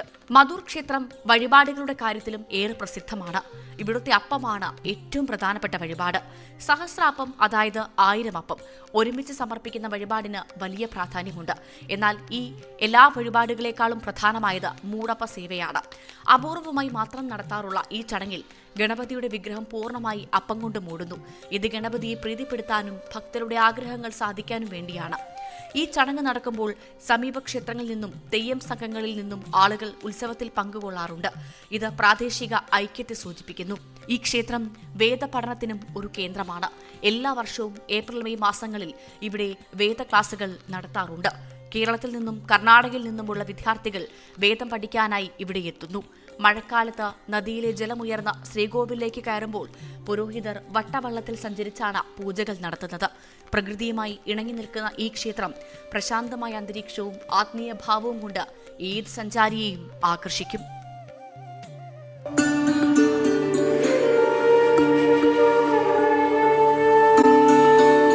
നമസ്കാരം, ഗുഡ് മോർണിംഗ്. എല്ലാ പ്രേക്ഷകർക്കും നല്ലൊരു രാവിലെയിലേക്ക്, നല്ലൊരു ദിവസത്തിന്റെ തുടക്കത്തിലേക്ക് സ്വാഗതം. ഇന്ന് ചിത്രയാണ്. എല്ലാവരും രാവിലെ അത്തപ്പൂക്കളമൊക്കെ ഒരുക്കുന്ന തിരക്കിലായിരിക്കും. ഇന്നത്തെ വാർത്തകളിലേക്കൊക്കെ വരുമ്പോൾ, ട്രംപ് ഇന്ത്യക്ക് മേൽ ചുമത്തിയ 25% അധിക തീരുവ, ആ തീരുവയിൽ ഏതൊക്കെ തരത്തിൽ ഇന്ത്യയെ ബാധിക്കുമെന്ന കാര്യങ്ങളൊക്കെ നമുക്ക് ചർച്ച ചെയ്യേണ്ടതുണ്ട്. മാത്രമല്ല, കേരളത്തെ പിടിച്ചു കുലുക്കിയിരിക്കുന്ന ചില രാഷ്ട്രീയ വിവാദങ്ങളുണ്ട്. അതിനെപ്പറ്റിയൊക്കെ നമുക്ക് ചർച്ച ചെയ്യാം. ആദ്യം നോക്കാം ഇന്നത്തെ പ്രധാന വാർത്തകൾ. ഇന്ത്യക്കെതിരെ അമേരിക്ക ചുമത്തി 25% പിഴത്തീരുവ നാളെ മുതൽ പ്രാബല്യത്തിൽ. അധിക തീരുവ 50%-ലേക്ക് ഉയരും. ഇന്ത്യയുടെ താൽപര്യങ്ങൾ ബലി കഴിപ്പിക്കില്ലെന്ന് പ്രധാനമന്ത്രി.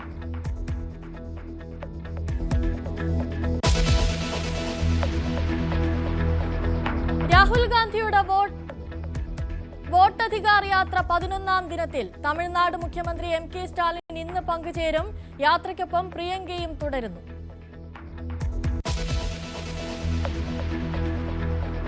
ബലാത്സംഗ കേസിൽ റാപ്പർ വേടന്റെ മുൻകൂർ ജാമ്യാപേക്ഷയിൽ ഹൈക്കോടതി ഇന്ന് വിധി. ഹർജി പരിഗണിച്ചത് ജസ്റ്റിസ് ബെച്ചു കുര്യൻ തോമസിന്റെ ബെഞ്ച്. വേടനെതിരെ 2 കേസുകൾ രജിസ്റ്റർ ചെയ്തതായി സർക്കാർ. ഉഭയകക്ഷി സമ്മതപ്രകാരമുള്ള ശാരീരിക ബന്ധമെന്ന് വേടൻ. ക്ലീൻ ചിറ്റ് റിപ്പോർട്ട് അസാധുവാക്കിയതിനെതിരെ ADGP MR അജിത് കുമാർ നൽകിയ ഹർജിയിൽ ഹൈക്കോടതി വിധി ഇന്ന്. തിരുവനന്തപുരം വിജിലൻസ് കോടതി ഉത്തരവ് റദ്ദാക്കണമെന്നാണ് ആവശ്യം. ജൂനിയർ ഉദ്യോഗസ്ഥൻ അന്വേഷണം നടത്തിയതിൽ അസ്വാഭാവികതയില്ലേ എന്ന് ഹൈക്കോടതി.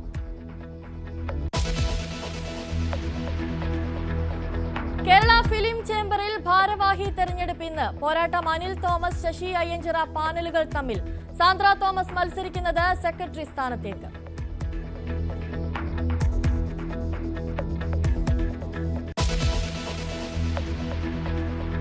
കോഴിക്കോട് സരോവരത്ത് യുവാവിനെ കുഴിച്ചുമൂടിയ സംഭവത്തിൽ ഇന്ന് ചെളി നീക്കി പരിശോധന. പ്രതികളെ മൃതദേഹം കുഴിച്ചിട്ട സ്ഥലത്തെത്തിക്കും.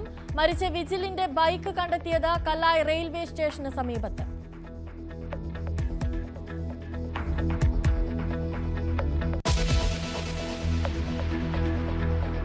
യുവതി റീൽസ് ചിത്രീകരിച്ച സംഭവത്തിൽ ഗുരുവായൂർ ക്ഷേത്രക്കുളത്തിൽ ഇന്ന് പുണ്യാഹം. ഉച്ചവരെ ദർശനത്തിന് നിയന്ത്രണം. 6 ദിവസത്തെ പൂജകളും ശീവേലിയും ആവർത്തിക്കും.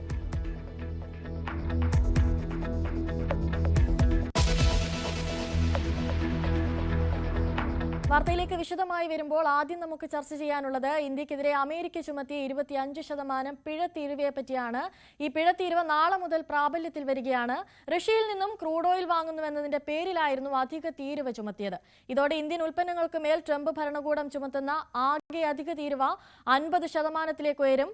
പുതിയ തീരുമാനം പ്രാബല്യത്തിൽ വരുന്നതോടെ അമേരിക്ക ഏറ്റവും കൂടുതൽ ഇറക്കുമതി തീരുവ ചുമത്തുന്ന രാജ്യങ്ങളിൽ ബ്രസീലിനൊപ്പം ഇന്ത്യയും ചേരും. കൂടുതൽ വിവരങ്ങളുമായി അജയ് സുധാബിജി ചേരുന്നുണ്ട്. അജയ്, 4.21 ലക്ഷം കോടിയുടെ കയറ്റുമതിക്ക് ബാധകമാകുമെന്ന് പറയുമ്പോൾ അത് ഏതൊക്കെ തരത്തിലുള്ള ഉൽപ്പന്നങ്ങൾക്കായിരിക്കും, ഏതൊക്കെ രീതിയിലായിരിക്കും? അനുശ്രീ, ബുധനാഴ്ച അർദ്ധരാത്രി മുതലായിരിക്കും ഈ ഒരു പിഴത്തീരുവ ഇന്ത്യക്ക് മേൽ ചുമത്തിയത് പ്രാബല്യത്തിൽ വരിക. അത് ഇന്ത്യൻ സമയം വ്യാഴാഴ്ച രാവിലെ 9:30 മുതലായിരിക്കും. അതായത് നാളെ മുതൽ ഒരു വലിയ വലിയ ഒരു ഇന്ത്യക്ക് കച്ചവടം നേടിത്തരുന്ന ഉൽപ്പന്നങ്ങളെല്ലാം ഈ പിഴത്തീരുവയുടെ പരിധിയിലാവും. പ്രധാനമായിട്ടും ഈ വസ്ത്രവിപണിയെയാണ് ഇത് പ്രധാനമായിട്ടും ബാധിക്കുക എന്നാണ് അറിയിച്ചിട്ടുള്ളത്. മാത്രമല്ല, ചില യന്ത്രസാമഗ്രികൾ ഉണ്ടാക്കാനായിട്ട് ഉപയോഗിക്കുന്ന മറ്റ് മെറ്റലുകൾ, പ്രധാനമായിട്ടും സ്റ്റീൽ, അലുമിനിയം, കോപ്പർ തുടങ്ങിയിട്ടുള്ള മെറ്റലുകൾ, കാർഷിക ഉൽപ്പന്നങ്ങൾ, പ്രോസസ്ഡ് ഫുഡ്, പിന്നെ ലെതർ, പിന്നെ ഫുട്വെയർസ്, അതുപോലെ തന്നെ ഈ കരകൗശല വസ്തുക്കൾ, പിന്നെ ഫർണിച്ചറുകൾ, കാർപ്പറ്റുകൾ തുടങ്ങിയിട്ടുള്ള, അതുമാത്രമല്ല ചില തരം കെമിക്കലുകൾ, ഇവയെല്ലാം ഇത്തരത്തിൽ ബാധിക്കപ്പെടാൻ സാധ്യതയുണ്ട്. ഇത്തരത്തിൽ ഈ പ്രധാനമായിട്ടും ഈ ഒരു രത്നത്തിൻ്റെ കയറ്റുമതി, അതുപോലെ തന്നെ ജ്വല്ലറി ഉൽപ്പന്നങ്ങളുടെ കയറ്റുമതി, ഇതെല്ലാം ഒരു പ്രതിസന്ധിയിലാകാനും സാധ്യതയുണ്ട്. ഈ മേഖലയിൽ കടുത്ത തൊഴിൽ നഷ്ടം ഉൾപ്പെടെ വരാൻ സാധ്യതയുണ്ടെന്നാണ് ഇപ്പോൾ ഈ മേഖലയിൽ പ്രവർത്തിക്കുന്ന കച്ചവടക്കാർ നൽകുന്ന സൂചന. ഇന്ത്യ അമേരിക്ക ഇതിനു മുൻപേ നടത്തിയിട്ടുള്ള എല്ലാതരം വ്യാപാര കരാർ ചർച്ചകളും പരാജയപ്പെടുകയാണ് ഉണ്ടായിരുന്നത്. ഈ മാസം 25-ാം തീയതി 6ാം ഘട്ട ചർച്ച നടക്കാനിരുന്നതാണ്. എന്നാൽ ഇത് പിന്നീട് അമേരിക്ക ഈ ഒരു ചർച്ച ഒഴിവാക്കുകയായിരുന്നു. അതോടുകൂടി ഈ സമവായത്തിലെത്താനുള്ള അവസാന നീക്കവും അസ്തമിച്ചു. ഇന്ത്യ അമേരിക്കയ്ക്കും ഇടയിലുള്ള 2+2 ചർച്ച അത് നിലവിൽ പൂർത്തിയായിട്ടുണ്ട്. ഈ ഒരു ചർച്ചയിൽ എന്നാൽ പ്രധാനമായിട്ടും ഈ പ്രതിരോധ കാര്യങ്ങൾ, ഈ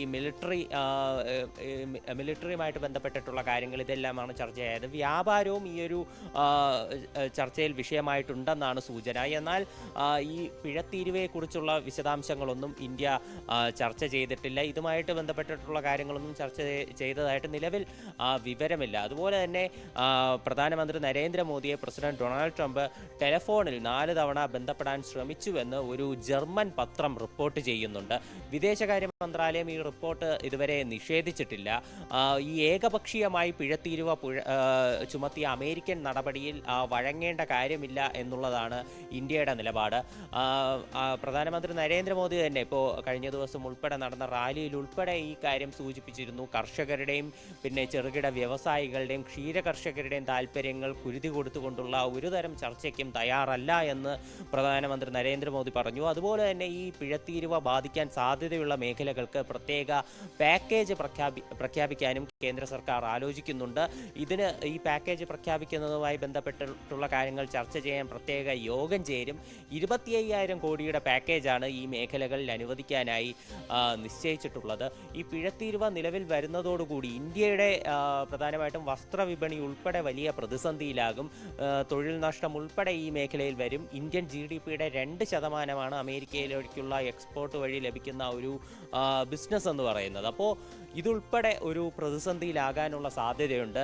അതുകൊണ്ട് തന്നെയാണ് ഈ കേന്ദ്ര സർക്കാർ പ്രത്യേക പാക്കേജ് ഉൾപ്പെടെ പ്രഖ്യാപിച്ച് ഈ മേഖലയിലുള്ള വ്യവസായികളെ ഉൾപ്പെടെ പ്രതിസന്ധിയിലാക്കാതിരിക്കാനായി പ്രത്യേകം ശ്രദ്ധിക്കുന്നത്. ഇന്ത്യക്ക് മേൽ ചുമത്തുന്ന ഇത്തരം പിഴത്തീരുവ അത് ഗുണമായി ഭവിക്കുന്നത് പ്രധാനമായിട്ടും ബംഗ്ലാദേശ്, വിയറ്റ്നാം, ചൈന, അതുപോലെ തന്നെ പാകിസ്ഥാൻ തുടങ്ങിയിട്ടുള്ള രാജ്യങ്ങൾക്കാണ്. ബംഗ്ലാദേശാണ് ഇന്ത്യ കഴിഞ്ഞാൽ അമേരിക്കയിലെ ഏറ്റവും വലിയ വസ്ത്രവിപണി കൈയടക്കി വെച്ചിരിക്കുന്നത്. അതുപോലെ തന്നെ ആഭരണങ്ങൾ തുടങ്ങിയിട്ടുള്ള കാര്യങ്ങളുടെ കയറ്റുമതി, ഇതെല്ലാം ഇന്ത്യയേക്കാൾ കുറഞ്ഞ ഒരു തീരുവ നിരക്ക് അത് വച്ചിട്ടുള്ള ഇപ്പോൾ ബംഗ്ലാദേശ് പോലെയുള്ള രാജ്യങ്ങൾക്ക് ഗുണകരമാകും എന്ന് തന്നെയാണ് നമുക്ക് അറിയാൻ സാധിക്കുന്ന വിവരം.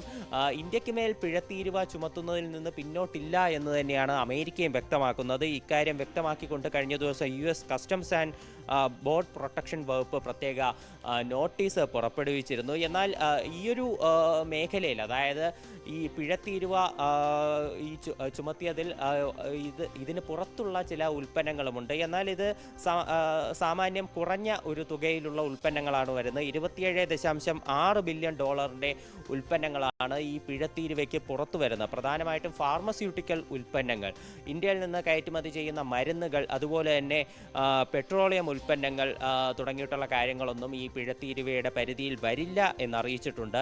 അതുപോലെ തന്നെ ചില കമ്പ്യൂട്ടർ ഉൽപ്പന്നങ്ങൾ, മദർ ബോർഡുകൾ തുടങ്ങിയിട്ടുള്ള കാര്യങ്ങളൊന്നും ഇതിൽ ഉൾപ്പെടില്ല എന്നറിയിച്ചിട്ടുണ്ട്. പിന്നെ ചില മെറ്റലുകളായിട്ടുള്ള ആൻറ്റിമണി, നിക്കൽ, സിങ്ക്, ക്രോമിയം തുടങ്ങിയിട്ടുള്ള ചില മെറ്റലുകളൊന്നും ഇതിൽ ഉൾപ്പെടില്ല. എന്നാൽ ആപ്പിളിന് അമേരിക്ക ശക്തമായിട്ടുള്ള സന്ദേശം നൽകിയിട്ടുണ്ട്. ആപ്പിൾ അമേരിക്കയിൽ ഇപ്പോൾ നമുക്ക് നിലവിലറിയാം, ആപ്പിൾ പ്രധാനമായിട്ടും ഇന്ത്യ, ചൈന പോലെയുള്ള വികസ്വര രാജ്യങ്ങൾ കൂടുതൽ അവരുടെ പ്ലാന്റുകൾ സ്ഥാപിക്കാനുള്ള നീക്കം നടത്തിക്കൊണ്ടിരിക്കുകയായിരുന്നു. അപ്പോൾ അമേരിക്ക കൃത്യമായിട്ട് അവർക്കും ഒരു ഭീഷണിയായിട്ട് രംഗത്തെത്തിയിട്ടുണ്ട്. ആപ്പിൾ അമേരിക്കയിൽ ഉൽപ്പാദിപ്പിക്കുന്ന പ്രൊഡക്റ്റുകൾക്ക് മാത്രമായിരിക്കും ഈ പിഴയില്ലാതെ അവിടെ കച്ചവടം നടത്താൻ സാധിക്കുക. ഇന്ത്യയിൽ നിർമ്മിച്ച് അമേരിക്കയിലേക്ക് എക്സ്പോർട്ട് ചെയ്യുകയാണെങ്കിൽ ആപ്പിളിനും തക്കതായിട്ടുള്ള പിഴ ചുമത്തും എന്ന് അമേരിക്ക അറിയിച്ചിട്ടുണ്ട്. അപ്പോൾ ആപ്പിൾ ഉൽപ്പന്നങ്ങളൊന്നും ഇപ്പോൾ നേരത്തെ പറഞ്ഞ പരിധിയിൽപ്പെടില്ല. ആപ്പിളിന് ഈ പിഴത്തീരുവ ബാധകമായിട്ട് വരും. സാമാന്യം കുറഞ്ഞ രീതിയിൽ $27 ബില്യൺ ഉൽപ്പന്നങ്ങൾ മാത്രമാണ് ഈ പിഴത്തീരുവയ്ക്ക് പുറത്തു വരുന്നത്. ഇത് വളരെ കുറഞ്ഞ ഒരു ശതമാനം മാത്രമാണ്. മരുന്നുകൾ ഉൾപ്പെടെയുള്ള ഉൽപ്പന്നങ്ങളാണ് ഇതിൽ പെടുന്നത്. എന്നാൽ ഭൂരിഭാഗം വരുന്ന ഈ ടെക്സ്റ്റൈൽസ് പോലെയുള്ള പ്രധാനപ്പെട്ട ഇന്ത്യയുടെ കയറ്റുമതി മേഖലകളെയും ബാധിക്കാൻ സാധ്യതയുണ്ട്. വൻ രീതിയിലുള്ള തൊഴിൽ നഷ്ടം ഉൾപ്പെടെ വരാനുള്ള ഒരു സാധ്യതയാണ് നിലവിൽ കാണുന്നത്. ഇന്ത്യ റഷ്യയിൽ നിന്ന് എണ്ണ വാങ്ങുന്നത് നിർത്തിയില്ലെങ്കിൽ ഈ പിഴത്തീരുവ അത് ശക്തമായി തന്നെ തുടരും എന്ന് അമേരിക്കൻ പ്രസിഡന്റ് ഡൊണാൾഡ് ട്രംപ്, അതുപോലെ തന്നെ വൈസ് പ്രസിഡന്റ് JD വാൻസ് ഉൾപ്പെടെ വ്യക്തമാക്കുകയുണ്ടായിരുന്നു. എന്നാൽ ഇതിൽ നിന്ന് പിന്നോട്ടില്ല എന്ന് തന്നെയാണ് ഈ റഷ്യയിലെ ഇന്ത്യൻ അംബാസഡറായിട്ടുള്ള വിനയ് കുമാർ ഉൾപ്പെടെ വ്യക്തമാക്കുന്നത്. ഇന്ത്യയുടെ വിദേശ താല്പര്യങ്ങളും ഇന്ത്യയുടെ നയങ്ങളും ഇന്ത്യയിലെ 140 കോടി ജനങ്ങളുടെ ഊർജ ആവശ്യങ്ങൾ സംരക്ഷിക്കാൻ വേണ്ടി ലോകത്തെ ഏറ്റവും വില കുറഞ്ഞ മാർക്കറ്റിൽ നിന്നായിരിക്കും ഇന്ത്യ എണ്ണ വാങ്ങുന്നത്. അതിനി എന്തൊക്കെ സംഭവിച്ചാലും ആ രീതിയിൽ തന്നെ തുടരും എന്ന് തന്നെയാണ് ഇന്ത്യയും തക്കതായിട്ടുള്ള മറുപടി നൽകിയിട്ടുള്ളത്. അനുശ്രീ, അതാണ് ഈ റഷ്യയിൽ നിന്ന് ക്രൂഡ് ഓയിൽ വാങ്ങുന്നതാണ് ഇന്ത്യക്ക് അധിക തീരുവ ഏർപ്പെടുത്താൻ കാരണമെന്ന് അമേരിക്ക പറയുമ്പോഴും റഷ്യയിൽ നിന്ന് വലിയ അളവിൽ ക്രൂഡ് ഓയിൽ വാങ്ങുന്ന ചൈനയ്ക്കും യൂറോപ്യൻ യൂണിയനും അടക്കം അധിക തീരുവ ഏർപ്പെടുത്തുന്നില്ല. പിന്നെ എന്തുകൊണ്ട് ഇന്ത്യ എന്നൊരു ചോദ്യം അവിടെ നിലനിൽക്കുന്നില്ലേ? അതെ, തീർച്ചയായിട്ടും ഈ യൂറോപ്യൻ യൂണിയനും അതുപോലെ തന്നെ അമേരിക്ക ഉൾപ്പെടെ റഷ്യയിൽ നിന്ന് ഇറക്കുമതി ചെയ്യുന്ന ചില വളങ്ങൾ, അതുപോലെ ഈ ആണവ ആവശ്യങ്ങൾക്കുള്ള ഉൽപ്പന്നങ്ങൾ തുടങ്ങിയിട്ടുള്ള കാര്യങ്ങളുടെ ലിസ്റ്റ് ഇന്ത്യ പുറത്തുവിട്ടിരുന്നു. ഇത്തരം കാര്യങ്ങൾ ഈ പറയുന്ന അമേരിക്കയും അതുപോലെ തന്നെ യൂറോപ്യൻ യൂണിയൻ ഉൾപ്പെടെ റഷ്യയിൽ നിന്ന് എക്സ്പോർട്ട് ചെയ്യുന്നുണ്ട്. എന്നാൽ ഇവയ്ക്കൊന്നും തന്നെ ഈ തീരുവ ബാധകമായി വരുന്നില്ല. ഇന്ത്യക്കെതിരെ മാത്രം ഈ ശക്തമായിട്ടുള്ള തീരുവ ചുമത്തുന്നത് അത് ഇരട്ടത്താപ്പാണെന്ന് ഇന്ത്യൻ വിദേശകാര്യ മന്ത്രാലയം വ്യക്തമാക്കിയിരുന്നു. ഒരു വാർത്താക്കുറിപ്പ് ഉൾപ്പെടെ ഇക്കാര്യത്തിൽ പുറത്തിറക്കി അമേരിക്കയ്ക്ക് ശക്തമായിട്ടുള്ള സന്ദേശം നൽകിയിരുന്നു. ഈ കാര്യത്തിൽ ഈ യൂറോപ്യൻ യൂണിയനും അമേരിക്കയും റഷ്യയിൽ നിന്ന് ഈ ആണവ ഉൽപ്പന്നങ്ങളും അതുപോലെ തന്നെ ഈ വളങ്ങൾ, കെമിക്കലുകൾ ഉൾപ്പെടെ ഇമ്പോർട്ട് ചെയ്യുന്നതിനെ പറ്റി പ്രസിഡന്റ് ഡൊണാൾഡ് ട്രംപിനോട് മാധ്യമപ്രവർത്തകർ വൈറ്റ് ഹൗസിൽ വെച്ച് ചോദിച്ചിരുന്നു. എന്നാൽ ഇതിന് കൃത്യമായിട്ടുള്ള മറുപടി അദ്ദേഹം നൽകിയിട്ടില്ല. വീണിടത്ത് കിടന്നുരുളുന്ന രീതിയിലുള്ള പ്രസ്താവനകളാണ് ട്രംപ് ഈ ഘട്ടത്തിൽ വരെ നൽകിക്കൊണ്ടിരുന്നത്. ഇന്ത്യക്കും പാകിസ്ഥാനും ഇടയിലെ ഈ യുദ്ധം അവസാനിപ്പിച്ചത് താനാണ് തുടങ്ങിയിട്ടുള്ള അടിസ്ഥാനരഹിതമായിട്ടുള്ള വാദങ്ങളാണ് അദ്ദേഹം ഇപ്പോഴും മുന്നോട്ട് വെച്ചുകൊണ്ട് പുതിയ പ്രസ്താവനകൾ ഇറക്കിക്കൊണ്ടിരിക്കുന്നത്. അതുപോലെ തന്നെ ചൈനയുടെ കാര്യം, ഇന്ത്യയേക്കാൾ കൂടുതൽ എണ്ണ, ഈ ക്രൂഡ് ഓയിൽ ഉൽപ്പന്നങ്ങൾ റഷ്യയിൽ നിന്ന് ഇറക്കുമതി ചെയ്യുന്ന രാജ്യമാണ് ചൈന. എന്നാൽ ചൈനയ്ക്ക് ഇപ്പോൾ നിലവിൽ താരതമ്യേന കുറഞ്ഞ ഒരു തീരുവയാണ് അമേരിക്ക ചുമത്തിയിട്ടുള്ളത്. ഇന്ത്യക്ക് നിലവിൽ ചുമത്തിയതുപോലെ ഒരു പിഴത്തീരുവ 25% അധിക പിഴത്തീരുവ ചൈനയ്ക്ക് മേൽ ചുമത്തിയിട്ടില്ല. അതുകൊണ്ട് തന്നെ ഈ ഒരു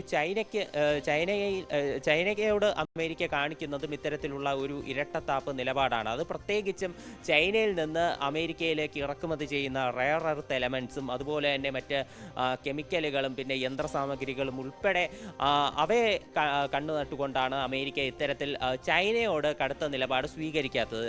അതുപോലെ തന്നെ ഒരു കാര്യം ഇന്ത്യയോടും കാണാൻ സാധിക്കും. ഇന്ത്യയിൽ നിന്ന് ഇറക്കുമതി ചെയ്യുന്ന മരുന്നുകളും അതുപോലെ തന്നെ ചില മെറ്റലുകളും ഉൾപ്പെടെ അമേരിക്കയ്ക്ക് ആവശ്യമുള്ള വസ്തുക്കൾക്ക് അവർ അധിക തീരുവ ചുമത്തിയിട്ടില്ല എന്നുള്ളതും നമുക്ക് കാണാൻ കഴിയും. ഇപ്പോൾ നിലവിൽ ഈ പിഴത്തീരുവ ചുമത്തുന്നതോടുകൂടി അമേരിക്കയിലേക്ക് എക്സ്പോർട്ട് ചെയ്യുന്ന ഉൽപ്പന്നങ്ങളുടെ അതിൻ്റെ ആകെ തുകയിൽ വലിയൊരു ഇടിവ് സംഭവിക്കാനും സാധ്യതയുണ്ട്. ഇതിൻ്റെ ഒരു പ്രത്യാഘാതങ്ങൾ അതെന്തൊക്കെയാണ് ഇനി ഇന്ത്യൻ വിപണിയിലാണെങ്കിലും ഇന്ത്യയുടെ സമ്പദ് വ്യവസ്ഥയിലാണെങ്കിലും അതാണ് ഈ അധിക തീരുവ മൂലമുണ്ടാകുന്ന പ്രത്യാഘാതങ്ങൾ. അത് ഏതൊക്കെ രീതിയിലായിരിക്കും ഇന്ത്യ നേരിടുക എന്ന് വേണം കരുതാൻ. പ്രധാനമായിട്ടും ഈ രത്ന വിപണി അതുപോലെ തന്നെ സ്വർണ്ണ വിപണി തുടങ്ങിയിട്ടുള്ള കാര്യങ്ങളെയായിരിക്കും ഇത് ബാധിക്കാൻ പോകുന്നത്. ഇത്തരം വിപണിയിൽ തൊഴിൽ നഷ്ടം ഉൾപ്പെടെ സംഭവിക്കാൻ സാധ്യതയുള്ളതായിട്ട് അറിയിച്ചിട്ടുണ്ട്. ഇന്ത്യയുടെ വസ്ത്രവിപണി ഇതും പ്രധാനപ്പെട്ടതാണ്. ഇന്ത്യയിൽ നിന്ന് എക്സ്പോർട്ട് ചെയ്യുന്ന വസ്ത്രങ്ങൾ, ഇന്ത്യയിൽ നിന്നുള്ള വസ്ത്രങ്ങൾ ഇന്ത്യയിൽ നിന്നുള്ള വസ്ത്രങ്ങൾക്ക് അമേരിക്കയിൽ വലിയ ഒരു മാർക്കറ്റാണുള്ളത്. ഇത് ഇടിയുന്നതോടുകൂടി ഇന്ത്യയുടെ പ്രധാന കോമ്പറ്റീറ്റേഴ്സ് ആയിട്ടുള്ള ബംഗ്ലാദേശിന് വലിയൊരു നേട്ടമുണ്ടാകാനുള്ള സാധ്യതയുണ്ട്. അപ്പോൾ ഈയൊരു വസ്ത്രവിപണി അതുപോലെ തന്നെ ഈ രത്നങ്ങൾ അതുപോലെ ജ്വല്ലറികളുടെ കയറ്റുമതിയിലൊക്കെ വലിയൊരു ഇടിവുണ്ടാകാൻ സാധ്യതയുണ്ട്. ഈ മേഖലയിൽ തൊഴിൽ നഷ്ടം ഉൾപ്പെടെ സംഭവിക്കാൻ സാധ്യതയുള്ളതായിട്ടാണ് വ്യവസായികൾ ഉൾപ്പെടെ ആശങ്കപ്പെടുന്നത്. ഈ മേഖലകളെ പിന്തുണയ്ക്കാനായിട്ട് പ്രത്യേക പദ്ധതികൾ ഉൾപ്പെടെ രൂപീകരിക്കാൻ കേന്ദ്ര സർക്കാർ ആലോചിക്കുന്നുണ്ട്. പ്രത്യേകിച്ച് അമേരിക്ക ഇത്തരത്തിൽ കടുത്ത ഒരു തീരുമാനവുമായി മുന്നോട്ട് പോകുമെന്ന് അറിയിച്ചിട്ടുള്ളത് കൊണ്ട് തന്നെ ഉടനൊന്നും ഈ ഒരു പിഴത്തീരുവ വിഷയത്തിൽ നിന്ന് പിന്നോട്ട് പോകുന്നതിനുള്ള സാധ്യതകൾ അത് ഇന്ത്യ പ്രതീക്ഷിക്കുന്നില്ല. അതുകൊണ്ട് തന്നെ ഈ ഒരു സാമ്പത്തിക സഹായം ഉൾപ്പെടെ ഈ മേഖലകൾക്ക് നൽകാനായിട്ട് കേന്ദ്ര സർക്കാർ ആലോചിക്കുന്നുണ്ട്. ഇത് സംബന്ധിച്ച് പ്രത്യേക യോഗം ചേർന്നതിന് ശേഷമായിരിക്കും തീരുമാനങ്ങൾ എടുക്കുക. അമേരിക്കയെ ഈ തീരുവ വിഷയത്തിൽ നിന്ന് പിന്നോട്ട് കൊണ്ടുപോകാനായിട്ട് അമേരിക്കയിലെ ഇന്ത്യൻ എംബസി ഉൾപ്പെടെ ശ്രമിച്ചിരുന്നു. പ്രത്യേക ഈ പ്രസിഡന്റ് ഡൊണാൾഡ് ട്രംപിൻ്റെ തെരഞ്ഞെടുപ്പിന് ഉൾപ്പെടെ ഫണ്ട് ചെയ്ത ചില ഏജൻസികളെയും അതുപോലെ തന്നെ കമ്പനികളെ ഉൾപ്പെടെ സ്വാധീനിച്ച് വൈറ്റ് ഹൗസിനെ ഈ തീരുമാനത്തിൽ നിന്ന് പിന്നോട്ടെത്തിക്കാൻ വേണ്ടി ഇന്ത്യ പരമാവധി ശ്രമിച്ചിരുന്നു. ഇന്ത്യൻ എംബസി ഉൾപ്പെടെ ഇടപെടുന്ന സാഹചര്യമുണ്ടായി. എന്നാൽ ഇതിലൊന്നും വഴങ്ങാത്ത രീതിയിലാണ് ഏകപക്ഷീയമായിട്ടുള്ള ഈ പിഴത്തീരുവ വിഷയത്തിൽ അമേരിക്ക മുന്നോട്ട് പോയത്. ഇത് തീർച്ചയായിട്ടും അത് വലിയ രീതിയിലുള്ള ഒരു ഉലച്ചിൽ തന്നെ ഇന്ത്യ അമേരിക്ക ബന്ധത്തിൽ സൃഷ്ടിച്ചിട്ടുണ്ട്. അടുത്തിടെ നമുക്കറിയാം ഏറ്റവും കൂടുതൽ ഇന്ത്യ ഒരു നല്ല രീതിയിലുള്ള ബന്ധം മുമ്പൊന്നും കാണാത്ത രീതിയിൽ അമേരിക്കയുമായി നല്ല ബന്ധത്തിൽ പോയിരുന്നതാണ്. ഈ വർഷം ഫെബ്രുവരിയിൽ പ്രധാനമന്ത്രി നരേന്ദ്രമോദി വൈറ്റ് ഹൗസ് സന്ദർശിച്ചിരുന്നു. അന്നാണ് ഈ വ്യാപാര കരാർ വിഷയത്തിൽ ഇരു രാജ്യങ്ങൾക്കുമിടയിൽ ഒരു കരാർ ഉണ്ടാകണം എന്നുള്ള രീതിയിൽ ചർച്ചകൾ ആരംഭിച്ചത്. എന്നാൽ ഇതിന് മുൻപ് പലതവണ ചർച്ചകൾ നടന്നു, 5 ഘട്ട ചർച്ചകൾ നടന്നു. എന്നാൽ ഈ ചർച്ചകളെല്ലാം പരാജയപ്പെടുന്ന സാഹചര്യമാണ് ഉണ്ടായത്. അതിനുശേഷമാണ് ഇത്തരത്തിൽ ഈ റഷ്യയിൽ നിന്ന് ക്രൂഡ് ഓയിൽ ഇറക്കുമതി ചെയ്യുന്നതിൻ്റെ പേരിൽ ഇന്ത്യക്ക് മേൽ ഒരു ശക്തമായിട്ടുള്ള തീരുവയും അതുപോലെ തന്നെ പിഴത്തീരുവയും എല്ലാം പ്രഖ്യാപിച്ചുകൊണ്ട് അമേരിക്ക രംഗത്ത് വന്നത്. ആദ്യഘട്ട തീരുവ 25% ഈ മാസം 7-ാം തീയതി മുതൽ പ്രാബല്യത്തിൽ വന്നു. അടുത്ത ഘട്ട തീരുവയാണ് നാളെ രാവിലെ ഇന്ത്യൻ സമയം 9:30 മുതൽ പ്രാബല്യത്തിൽ വരാൻ പോകുന്നത്. ഇപ്പോൾ നിലവിൽ തന്നെ ഇന്ത്യൻ വിപണി കടുത്ത പ്രതിസന്ധി നേരിടുകയാണ്. അമേരിക്കയിൽ ഈ പുതിയ തീരുവ നിലവിൽ വന്നതോടുകൂടി ഇപ്പോൾ അടുത്ത തീരുവ കൂടി നിലവിൽ വരുന്നതോടുകൂടി കടുത്ത രീതിയിലൊരു ഇടിവ് അമേരിക്കയിലേക്ക് കയറ്റുമതി ചെയ്യുന്ന ഇന്ത്യൻ ഉൽപ്പന്നങ്ങളുടെ എണ്ണത്തിലുണ്ടാകും. ഇതിൽ ഒരു സമവായത്തിലെത്താൻ, ഈ തീരുവ വിഷയത്തിൽ സമവായത്തിലെത്താൻ അടുത്ത ദിവസങ്ങളിൽ സാധിച്ചില്ലെങ്കിൽ അത് സാമ്പത്തിക മേഖലയിൽ ഉൾപ്പെടെ അതുപോലെ തന്നെ ഈ ഒരു ഇന്ത്യ അമേരിക്ക ബന്ധം അത് കൂടുതൽ വഷളാകാനും സാധ്യതയുണ്ട്. അനുശ്രീ, ശരി. ഇന്ത്യക്കെതിരെ അമേരിക്ക ചുമത്തിയ 25% പിഴത്തീരുവ നാളെ മുതൽ പ്രാബല്യത്തിൽ വരികയാണ്.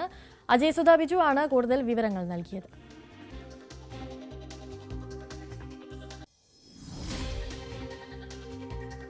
മറ്റു വാർത്തയിലേക്ക് വരുമ്പോൾ ബീഹാറിൽ രാഹുൽ ഗാന്ധിയുടെ വോട്ടധികാർ യാത്ര 11ാം ദിനത്തിൽ എത്തിയിരിക്കുകയാണ്. തമിഴ്നാട് മുഖ്യമന്ത്രി MK സ്റ്റാലിൻ ഇന്ന് യാത്രയ്ക്കൊപ്പം ചേരുന്നുണ്ട്. അഖിലേഷ് യാദവ്, സിദ്ധരാമയ്യ, ഹേമന്ത് സോറൻ, രേവന്ത് റെഡ്ഡി, സുഖീന്ദർ സിംഗ് സുഖു എന്നിവരും അടുത്ത ദിവസങ്ങളിൽ യാത്രയ്ക്കൊപ്പം ചേരും. വിവരങ്ങളുമായി രാകേഷ് ചേരുന്നുണ്ട്. രാകേഷിലേക്ക് വരാം. രാഹുൽ ഗാന്ധി നയിക്കുന്ന വോട്ടധികാർ യാത്ര പുരോഗമിക്കുകയാണ്. ഇന്ന് 11ാം ദിവസത്തിലാണ്. തമിഴ്നാട് മുഖ്യമന്ത്രി MK സ്റ്റാലിനും ഇന്ന് യാത്രയ്ക്കൊപ്പം ചേരുമെന്നുള്ള വിവരങ്ങളാണ് പുറത്തു വരുന്നത്. ഇന്നലെ പ്രിയങ്ക ഗാന്ധിയും വോട്ടധികാർ യാത്രയിൽ പങ്കുചേർന്നിരുന്നു. ഒപ്പം അഖിലേഷ് യാദവ്, സിദ്ധരാമയ്യ, ഹേമന്ത് സോറൻ, രേവന്ത് റെഡ്ഡി, സുഖീന്ദർ സിംഗ് സുഖു എന്നിവരും അടുത്ത ദിവസങ്ങളിൽ യാത്രയ്ക്കൊപ്പം ചേരും എന്നുള്ള വിവരങ്ങളും ലഭിക്കുന്നുണ്ട്.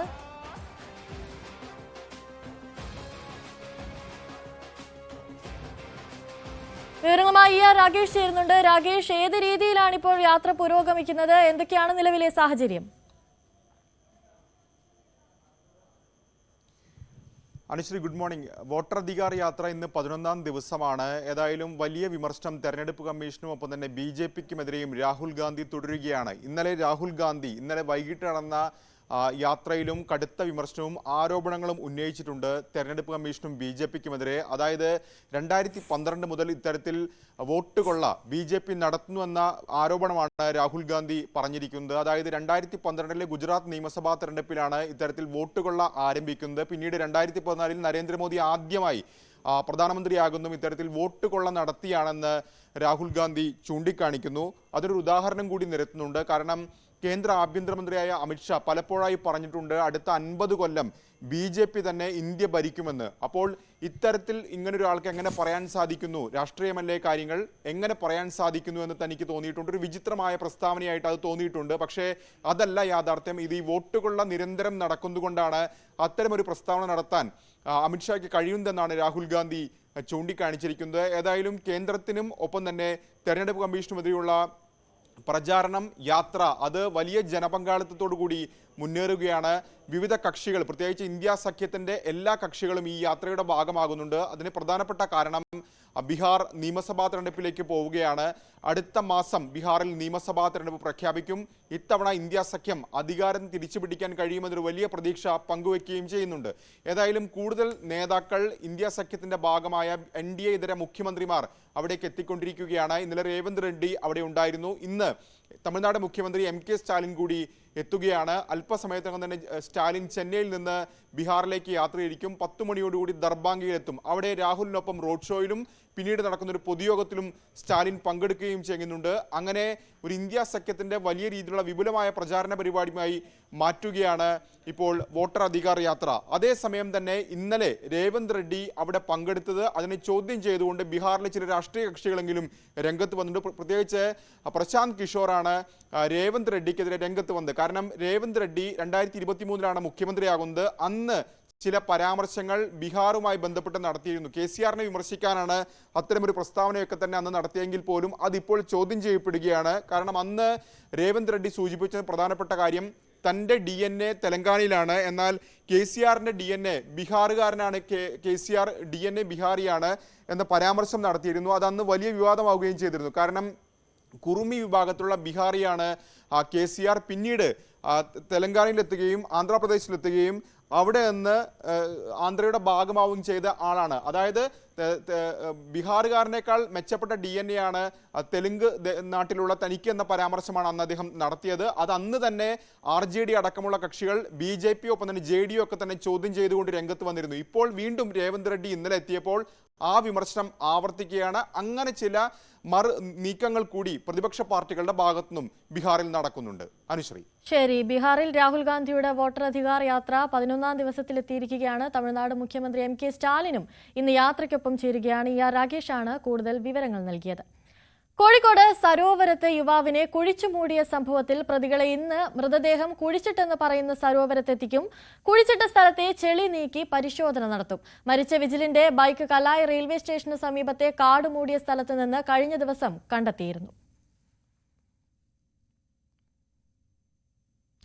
അനധികൃത സ്വത്ത് സമ്പാദന കേസിലെ വിജിലൻസ് കോടതി ഉത്തരവിനെതിരെ ADGP MR അജിത് കുമാർ നൽകിയ ഹർജിയിൽ ഹൈക്കോടതി ഇന്ന് വിധി പറയും.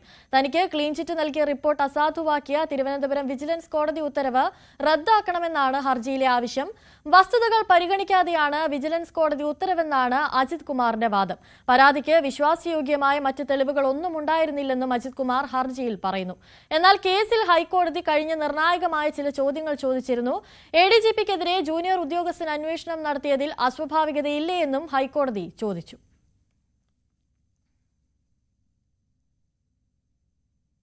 ബലാത്സംഗ കേസിൽ റാപ്പർ വേഡിന്റെ മുൻകൂർ ജാമ്യാപേക്ഷയിൽ ഹൈക്കോടതി ഇന്ന് വിധി പറയും. ജസ്റ്റിസ് ബെച്ചു കുര്യൻ തോമസ് അധ്യക്ഷനായ സിംഗിൾ ബെഞ്ചാണ് മുൻകൂർ ജാമ്യാപേക്ഷ പരിഗണിക്കുക.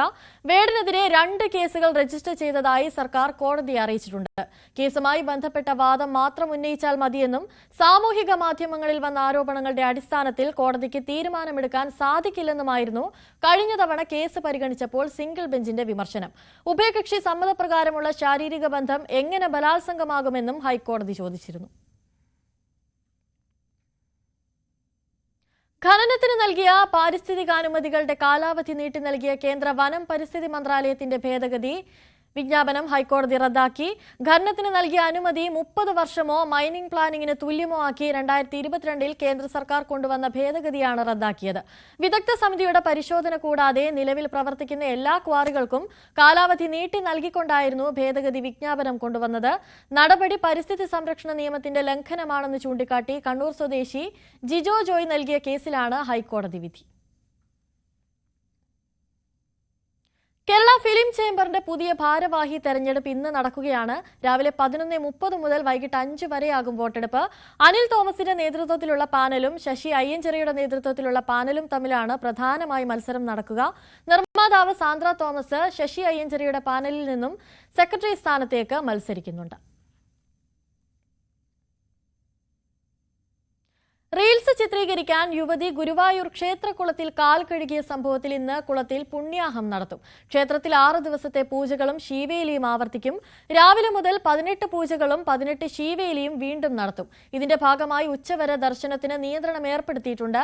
യൂട്യൂബറായ ജാസ്മിൻ ജാഫറാണ് ഹൈക്കോടതിയുടെ നിരോധനം മറികടന്ന് ക്ഷേത്രക്കുളത്തിലും നടപ്പുരയിലും റീൽസ് ചിത്രീകരിച്ചത്.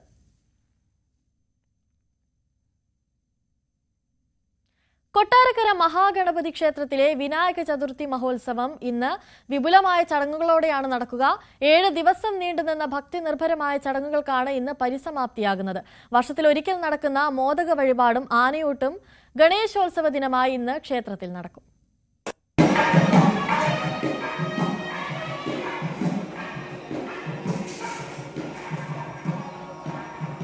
22-ന് വിപുലമായ പരിപാടികളോടെയായിരുന്നു ഗണേശോത്സവങ്ങൾക്ക് ക്ഷേത്രത്തിൽ തുടക്കമായത്. ക്ഷേത്രം തന്ത്രി ബ്രഹ്മശ്രീ തരണല്ലൂർ ഗോവിന്ദൻ നമ്പൂതിരിപ്പാടിന്റെ മുഖ്യ കാർമ്മികത്വത്തിലാണ് മഹാമൃത്യുഞ്ജയ ഹോമവും 1008 നാളികേരക്കൂട്ടുപയോഗിച്ച് അഷ്ടദ്രവ്യ മഹാഗണപതി ഹോമവും നടക്കുക.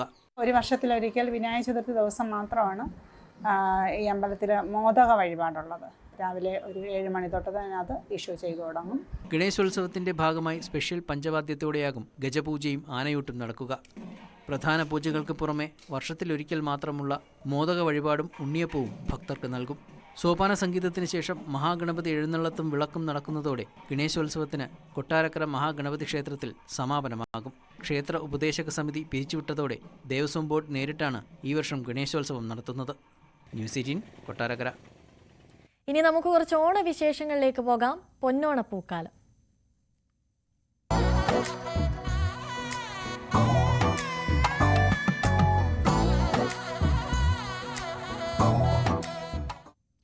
പൂക്കളും പൂവിളികളുമൊക്കെയായി ഓണത്തെ വരവേൽക്കാനൊരുങ്ങുകയാണ് മലയാളികൾ. മലയാളക്കരയുടെ ഗൃഹാതുര കാഴ്ചകൾക്കായി ഇത്തവണയും പൂക്കൾ എത്തുന്നത് തമിഴ്നാട്ടിൽ നിന്ന് തന്നെയാണ്. എന്നാൽ ഏതാനും വീടുകളുടെ മുറ്റത്ത് ഇത്തവണ ഇടുക്കി സേനാപതിയിലെ പൂക്കൾ വിസ്മയ കാഴ്ചയൊരുക്കും. കാണാം സേനാപതിയിലെ പൂക്കാഴ്ചകൾ.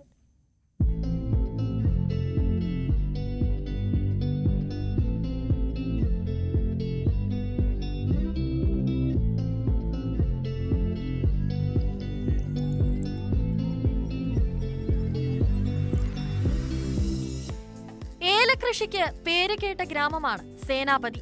ആ കാർഷിക പെരുമ പൂകൃഷിയിലേക്ക് കൂടി വ്യാപിപ്പിക്കുകയാണ് സുഹൃത്തുക്കളായ വടക്കേക്കര വീട്ടിൽ സിന്ധു കണ്ണനും മുണ്ടോടത്ത് വീട്ടിൽ ജിലു ബിജുവും. ഇരുവരും ഒരുമിച്ച് 1/2 ഏക്കറോളം എടുത്താണ് പൂകൃഷി നടത്തിയത്. ബന്ദി, വാടാമുല്ല, ജമന്തി തുടങ്ങിയ ഇനങ്ങളിൽപ്പെട്ട പൂക്കൾ വിരിഞ്ഞ പാടം ഓണത്തെ വരവേൽക്കാൻ ഒരുങ്ങിക്കഴിഞ്ഞു.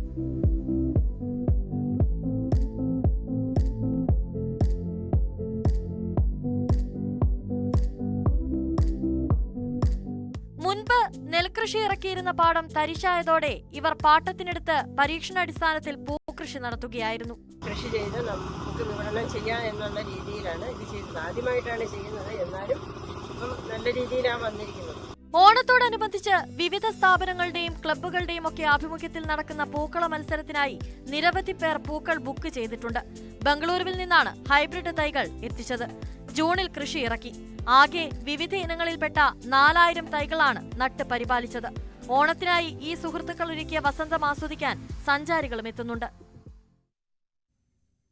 പൊന്നോണത്തിന് ഇനി ദിവസങ്ങൾ മാത്രം ബാക്കി നിൽക്കുമ്പോൾ ബാലരാമപുരത്തെ പരമ്പരാഗത കൈത്തറിക്കളങ്ങളും സജീവമായിരിക്കുകയാണ്.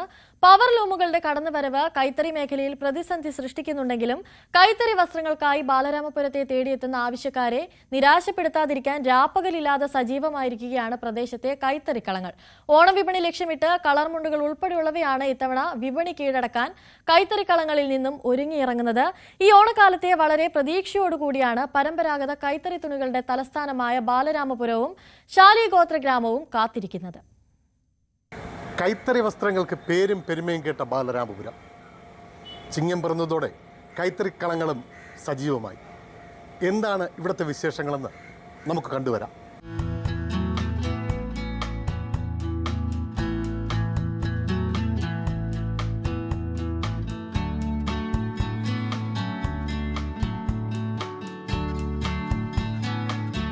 ഓണക്കാലം നല്ല ഇതാണ്. ഇപ്പം നല്ല രീതിയിലുള്ള ഇതിൽ നടക്കുകയാണ് കാര്യങ്ങളെല്ലാം. എല്ലാവർക്കും പ്രതീക്ഷയാണ്. ഓണത്തിന് നല്ല രീതിയിൽ കാര്യങ്ങൾ നടന്നു പോകുന്നുണ്ട്. സാധനമെല്ലാം ഓർഡർ അനുസരിച്ചിട്ട് പോകുന്നുണ്ട്.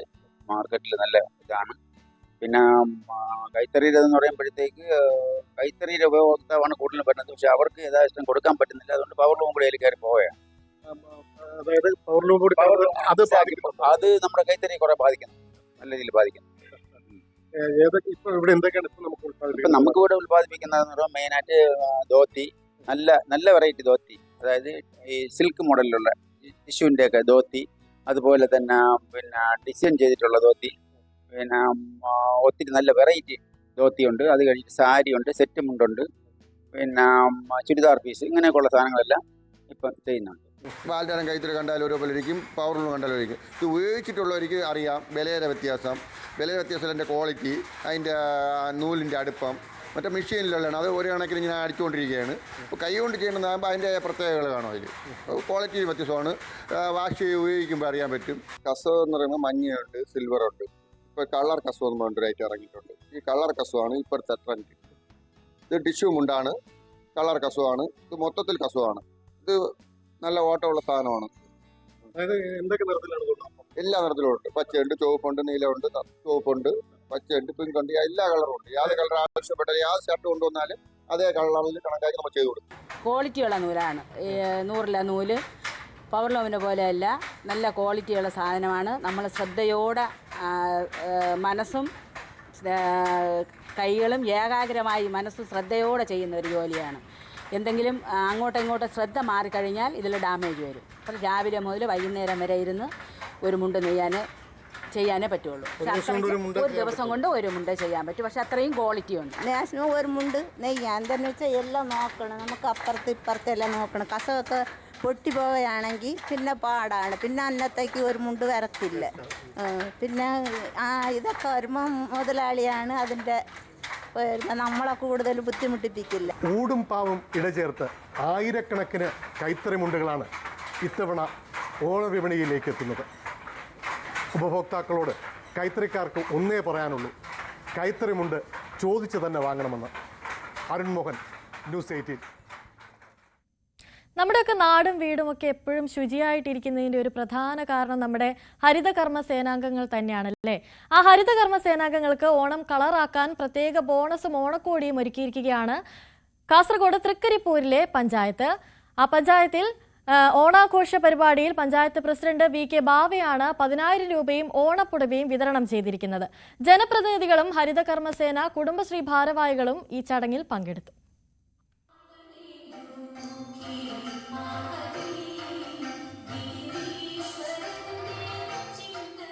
സർക്കാർ ഉത്തരവ് പ്രകാരമുള്ള തുകയ്ക്ക് പുറമെയാണ് ഹരിതകർമ്മസേനാംഗങ്ങൾക്ക് തൃക്കരിപ്പൂർ പഞ്ചായത്തിന്റെ ഓണസമ്മാനം. അജൈവ മാലിന്യങ്ങൾ തരംതിരിച്ച് നൽകിയതിൽ നിന്ന് 2025 ഏപ്രിൽ മുതൽ ലഭിച്ച 3.5 ലക്ഷം രൂപയും അഗതി, ആശ്രയ, അതിദരിദ്രർ, അംഗനവാടി എന്നിവരുടെ ഉപഭോക്തൃവിഹിതമായി പഞ്ചായത്ത് നൽകുന്ന തുകയും ചേർത്താണ് ഹരിതകർമ്മസേനാംഗങ്ങൾക്ക് പ്രത്യേക ബോണസ് നൽകിയത്. ഹരിതകർമ്മസേന കൺസോഷ്യം നൽകുന്ന തുകയും ഇതിൽപ്പെടും. ആകെ 42 അംഗങ്ങൾക്ക് 10,000 രൂപ വീതമാണ് നൽകിയത്. ഇതിനോടൊപ്പം ഓണക്കോടിയായി പുടവയും പഞ്ചായത്ത് പ്രസിഡന്റ് VK ബാവ വിതരണം ചെയ്തു.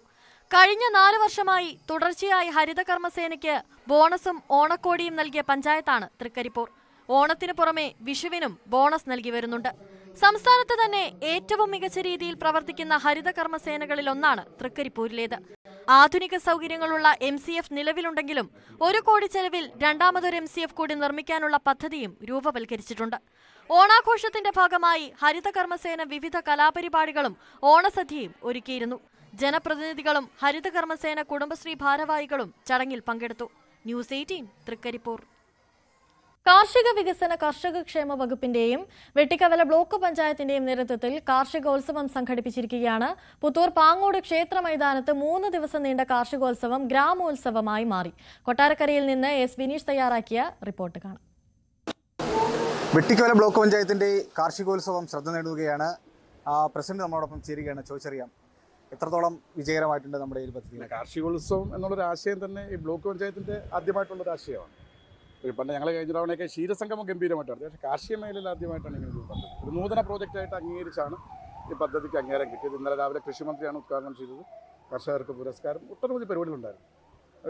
നമ്മൾ പ്രതീക്ഷിച്ചതിൽ വലിയ പങ്കാളിത്തം ഉണ്ടാകുന്നുണ്ട് എന്നുള്ളതാണ്. ഇന്നലെ വൈകിട്ട് കൾച്ചറൽ പ്രോഗ്രാം ഉണ്ടായിരുന്നു, നാടൻപാട്ടുണ്ടായിരുന്നു, കൈകൊട്ടിക്കളി ഉണ്ടായിരുന്നു. ഇന്ന് രാവിലെ പ്രധാനപ്പെട്ട 2 സബ്ജക്റ്റുകൾ കൈകാര്യം ചെയ്യുന്ന സെമിനാർ ഉണ്ടായിരുന്നു. നാളെ രാവിലെ കാർഷിക പ്രശ്നോത്തരിയുണ്ട്, കർഷക പാർലമെൻ്റ് ഉണ്ട്, സമാപന സമ്മേളനമുണ്ട്. ഇന്ന് ഉച്ചയ്ക്ക് വന്ന എല്ലാവർക്കും ഭക്ഷണം കൊടുക്കാൻ കഴിഞ്ഞു. ഈ ഓണത്തിൻ്റെ ആദ്യത്തെ സദ്യ ഇവിടെ തന്നെ ഈ അമ്പലമുറ്റത്ത് തന്നെ ഉണ്ടായി. നല്ല ഒരു ആവേശമുള്ള നല്ല പരിപാടി. കർഷകരുടെ നല്ല പങ്കാളിത്തം ഉണ്ടാകുന്നുണ്ട്. ഇതെല്ലാ വർഷവും തുടരണം എന്നാണ് കർഷകർ പറയുന്നത്. പുതിയ ഭരണസമിതികളും ഇത് ആവിഷ്കരിച്ച് നടപ്പിലാക്കണം. നമുക്ക് കാർഷിക മേഖലയിൽ ഒരു കൂട്ടായ്മയും കൂടെ ഉണ്ടെങ്കിലേ പറ്റും. വൈകാരികമായി എടുത്താണ് പല കർഷകരും നിലനിന്ന് പോകുന്നത്. അവർക്ക് വേണ്ട നല്ല സപ്പോർട്ടില്ലെങ്കിൽ ഓരോ വർഷം കഴിയുമ്പോഴും ഈ മേഖലയിൽ നിന്ന് ആളുകൾ ഇത് ഉപേക്ഷിച്ചു. കാരണം അവരാഗ്രഹിക്കുന്ന ഒരു മുടക്കുമുതൽ തിരിച്ച് കിട്ടുന്നില്ല എന്നുള്ളതാണ്. ലാഭം പോയിട്ട് മുടക്കുമുതൽ തിരിച്ച് കിട്ടുന്നില്ല പലപ്പോഴും. കാലാവസ്ഥാ വ്യതിയാനവും കൃഷിക്കുണ്ടാകുന്ന നാശവും മറ്റ് വന്യജീവികളുടെയൊക്കെ ശല്യം ഇതെല്ലാം കാർഷിക മേഖലയിലെ പ്രതിസന്ധിയാണ്. അപ്പം ഇത് ഈ ഒരു കൂട്ടായ്മ നന്നായി, ഞങ്ങൾക്ക് ഒരുപാട് കൃഷിക്കൂട്ടങ്ങൾ രജിസ്റ്റർ ചെയ്തിട്ടുണ്ട്. അപ്പോൾ ഒരു കൂട്ടായ്മ നന്നായി പ്രയോജനപ്പെടും എന്നാണ് വിശ്വസിക്കുന്നത്. സ്റ്റാളുകൾ 15 സ്റ്റാളുകളുണ്ട്. നമ്മൾ 150 വർഷങ്ങൾക്ക് മുമ്പ് നമ്മുടെ പഴയ കാലഘട്ടത്തെ പഴയ തലമുറയിലുള്ള മനുഷ്യർ കാർഷിക ഉപകരണങ്ങളായിട്ട് ഉപയോഗിച്ചിട്ടുള്ള പല ഇൻസ്ട്രുമെൻസും നമ്മളിവിടെ എക്സിബിഷൻ നടത്തി ചെയ്യുന്നുണ്ട്. അപ്പോൾ ഇന്നത്തെ കാലത്ത് അവർക്കൊന്നും അതിനെക്കുറിച്ച് അറിയത്തുപോലും. അപ്പോൾ അത്തരത്തിലേക്ക് നമ്മൾ ചെയ്യുന്നു. വളരെ വലിയ വിജയമാണ്. പുതുതലമുറ ഇവിടെ ഏറ്റവും കൂടുതൽ എക്സിബിഷൻ സ്റ്റാളുകൾ കാണാൻ വന്നിട്ടുള്ളത് വിദ്യാർത്ഥികളാണ്. അതാണ് ഞങ്ങളുടെ ഏറ്റവും വലിയ ഇൻസ്പിറേഷനും ഞങ്ങളുടെ ഏറ്റവും വലിയ പ്രതീക്ഷയും. പഴയ തലമുറയല്ല, പുതിയ തലമുറയല്ല. നാളെയും ഏതാണ്ട് 7ഓളം സ്കൂളിലെ വിദ്യാർത്ഥികൾ ഇവിടെ ഒന്ന് കാണാൻ പറ്റുന്നുണ്ട്. അതാണ് ഏറ്റവും വലിയ പ്രയോജനം.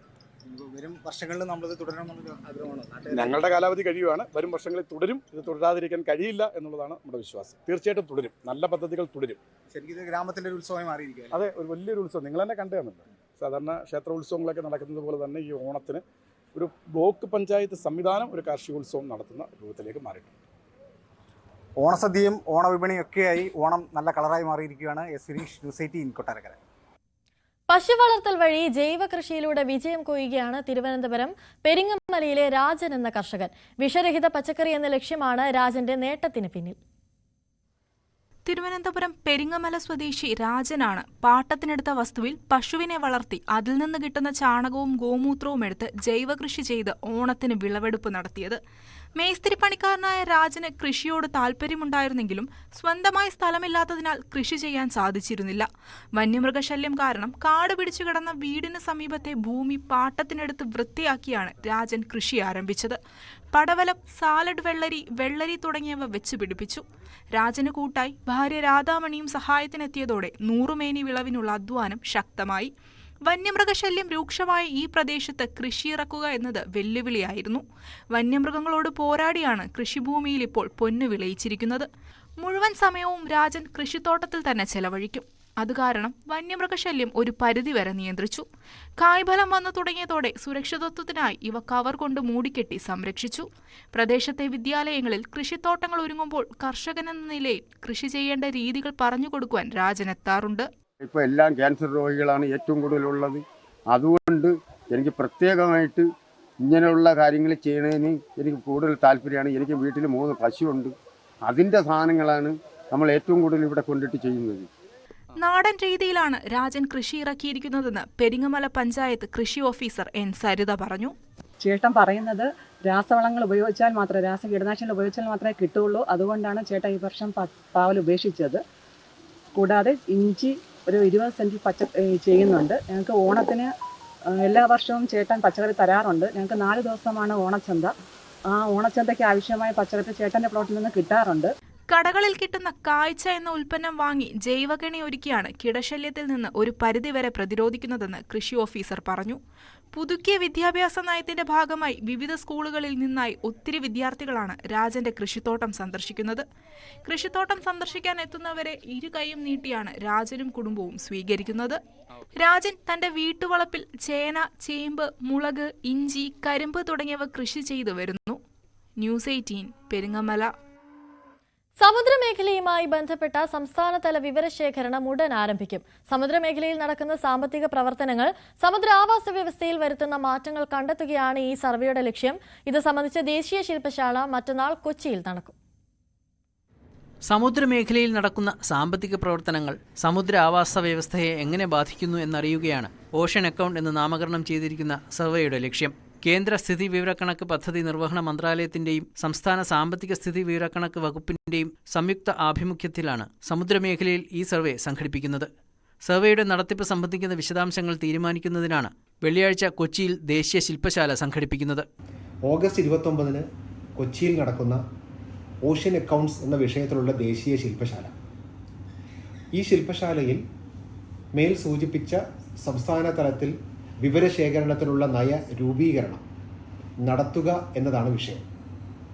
രാജ്യത്ത് 9 തീരദേശ സംസ്ഥാനങ്ങളിൽ നിന്നും 4 കേന്ദ്രഭരണ പ്രദേശങ്ങളിൽ നിന്നുമുള്ള 70 പ്രതിനിധികളും ഈ മേഖലയിലെ വിദഗ്ധരുമാണ് ഈ ശില്പശാലയിൽ പങ്കെടുക്കുന്നത്.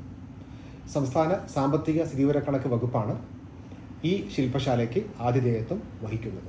കേന്ദ്ര സ്ഥിതി വിവരക്കണക്ക് പദ്ധതി നിർവഹണ മന്ത്രാലയം secretary doctor Saurabh Garg IAS, സംസ്ഥാന ചീഫ് സെക്രട്ടറി ജയതിലക് IAS തുടങ്ങിയവർ ശില്പശാലയിൽ പങ്കെടുക്കും. സമുദ്രമേഖലയുമായി ബന്ധപ്പെട്ട് തമിഴ്നാട് സംസ്ഥാന തലത്തിൽ തയ്യാറാക്കിയ റിപ്പോർട്ട് ശില്പശാലയിൽ അവതരിപ്പിക്കും. സമുദ്ര ആവാസ വ്യവസ്ഥയെ സംരക്ഷിച്ചുകൊണ്ടുള്ള സാമ്പത്തിക പ്രവർത്തനങ്ങൾക്ക് ഈ സർവേ മുതൽക്കൂട്ടാകുമെന്ന് കരുതപ്പെടുന്നു.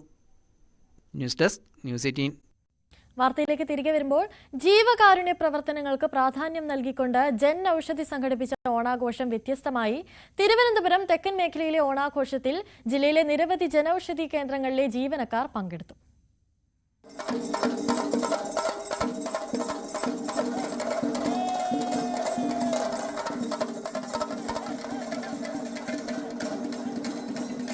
തിരുവനന്തപുരം യൂണിറ്റിന് കീഴിലെ നെയ്യാറ്റിൻകര, പാറശാല, കാട്ടാക്കട, വെൺപാലവട്ടം, ചെമ്പൂർ തുടങ്ങിയ കേന്ദ്രങ്ങളിൽ നിന്നായി നിരവധി ജീവനക്കാർ ആഘോഷത്തിൽ പങ്കെടുത്തു.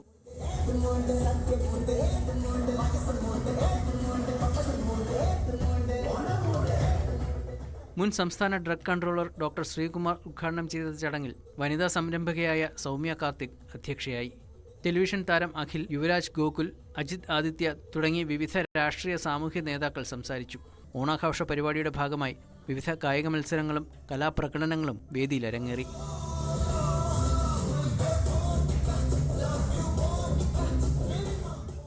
ന്യൂസ് 18 നെയ്യാറ്റിൻകര. ഓണമെത്തിയിട്ടും ഏത്തയ്ക്കായ്ക്ക് വില ഉയരാത്തതുമൂലം കടുത്ത പ്രതിസന്ധിയിലാണ് ഏത്തവാഴ കർഷകർ. 40 രൂപയിൽ താഴെ മാത്രമാണ് നിലവിൽ കർഷകർക്ക് ലഭിക്കുന്നത്. കനത്ത മഴയിൽ ഉണ്ടായ കൃഷിനാശം കർഷകരെ വലിയ കടക്കണിയിലും എത്തിച്ചിട്ടുണ്ട്. 50 രൂപയെങ്കിലും കിട്ടിയെങ്കിൽ മാത്രമേ കൃഷി ലാഭകരമായി മുന്നോട്ട് കൊണ്ടുപോകാനാകൂ എന്നാണ് കർഷകർ പറയുന്നത്. ഓണക്കാലത്ത് വിളവെടുക്കത്തക്ക വിധത്തിലാണ് ഇടുക്കിയിലെ കർഷകർ ഏത്തവാഴ കൃഷി നടത്തിയത്. എന്നാൽ കർഷകർക്ക് ഈ ഓണക്കാലം അത്ര ഗുണകരമല്ല. വിളവെടുത്തു തുടങ്ങിയെങ്കിലും വില ഉയരാത്തതാണ് ഇവരെ പ്രതിസന്ധിയിലാക്കുന്നത്. വിപണിയിൽ കിലോയ്ക്ക് 38 രൂപ മാത്രമാണ് ഇപ്പോൾ കർഷകന് ലഭിക്കുന്നത്.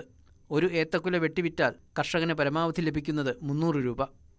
വിത്ത് വിതയ്ക്കുന്നത് മുതൽ വിളവെടുക്കുന്നത് വരെ പരിപാലന ചെലവ് മാത്രം കർഷകർക്ക് 350 രൂപയ്ക്ക് മുകളിൽ വരും.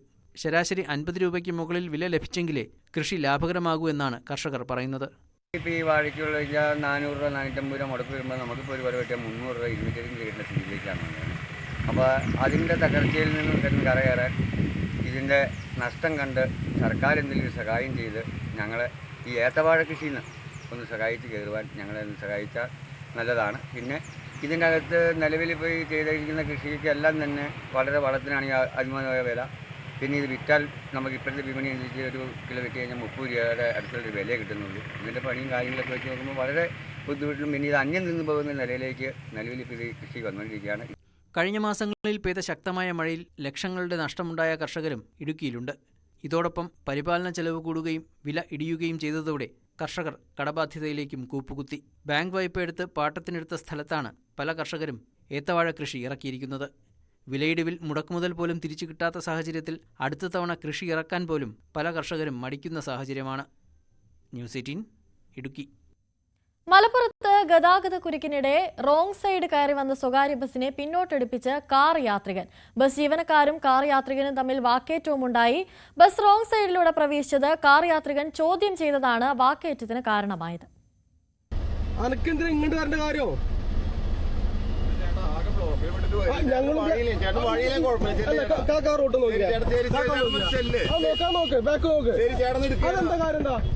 ഫുൾ ബ്ലോക്ക് അല്ലേ?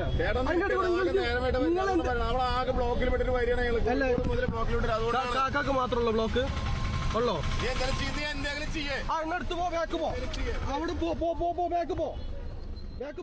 മലപ്പുറം വളാഞ്ചേരി ബസ് സ്റ്റാൻഡിന് സമീപം തിങ്കളാഴ്ച വൈകിട്ടായിരുന്നു സംഭവം. പുത്തനത്താണിയിൽ നിന്ന് വളാഞ്ചേരിയിലേക്ക് വരുന്ന ഭാഗത്ത് രൂക്ഷമായ ഗതാഗത കുരുക്കായിരുന്നു. ഇതിനിടെ കോഴിക്കോട് നിന്ന് തൃശൂരിലേക്ക് പോകുന്ന ശാസ്ത എന്ന സ്വകാര്യ ബസ്സാണ് ദിശ മാറി കയറി വന്നത്.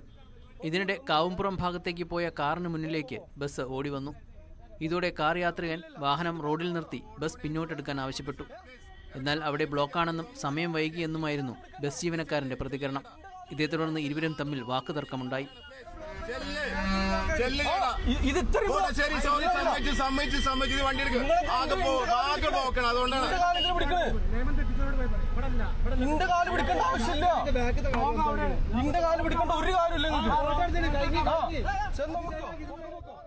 ഏറെ നേരം നീണ്ട വാക്കുതർക്കത്തിനൊടുവിൽ ബസ് പിന്നോട്ടെടുത്ത് ശരിയായ ദിശയിലൂടെ കയറിപ്പോയ ശേഷമാണ് തർക്കം അവസാനിച്ചത്.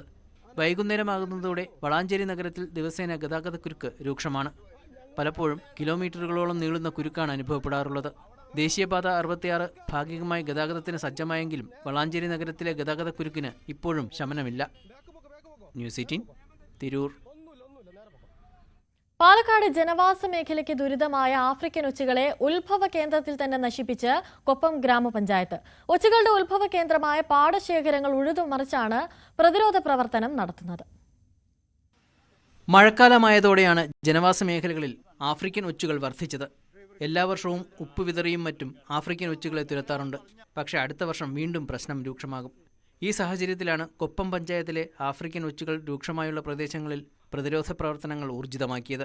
പ്രദേശത്ത് ഒച്ചിന്റെ ഉത്ഭവ കേന്ദ്രമായി കണ്ടെത്തിയ കാടുപിടിച്ചു കിടന്നിരുന്ന ചേനങ്ങോട് പാടശേഖരം കൊപ്പം ഗ്രാമപഞ്ചായത്തിന്റെ നേതൃത്വത്തിൽ ഉഴുതുമറിച്ചു.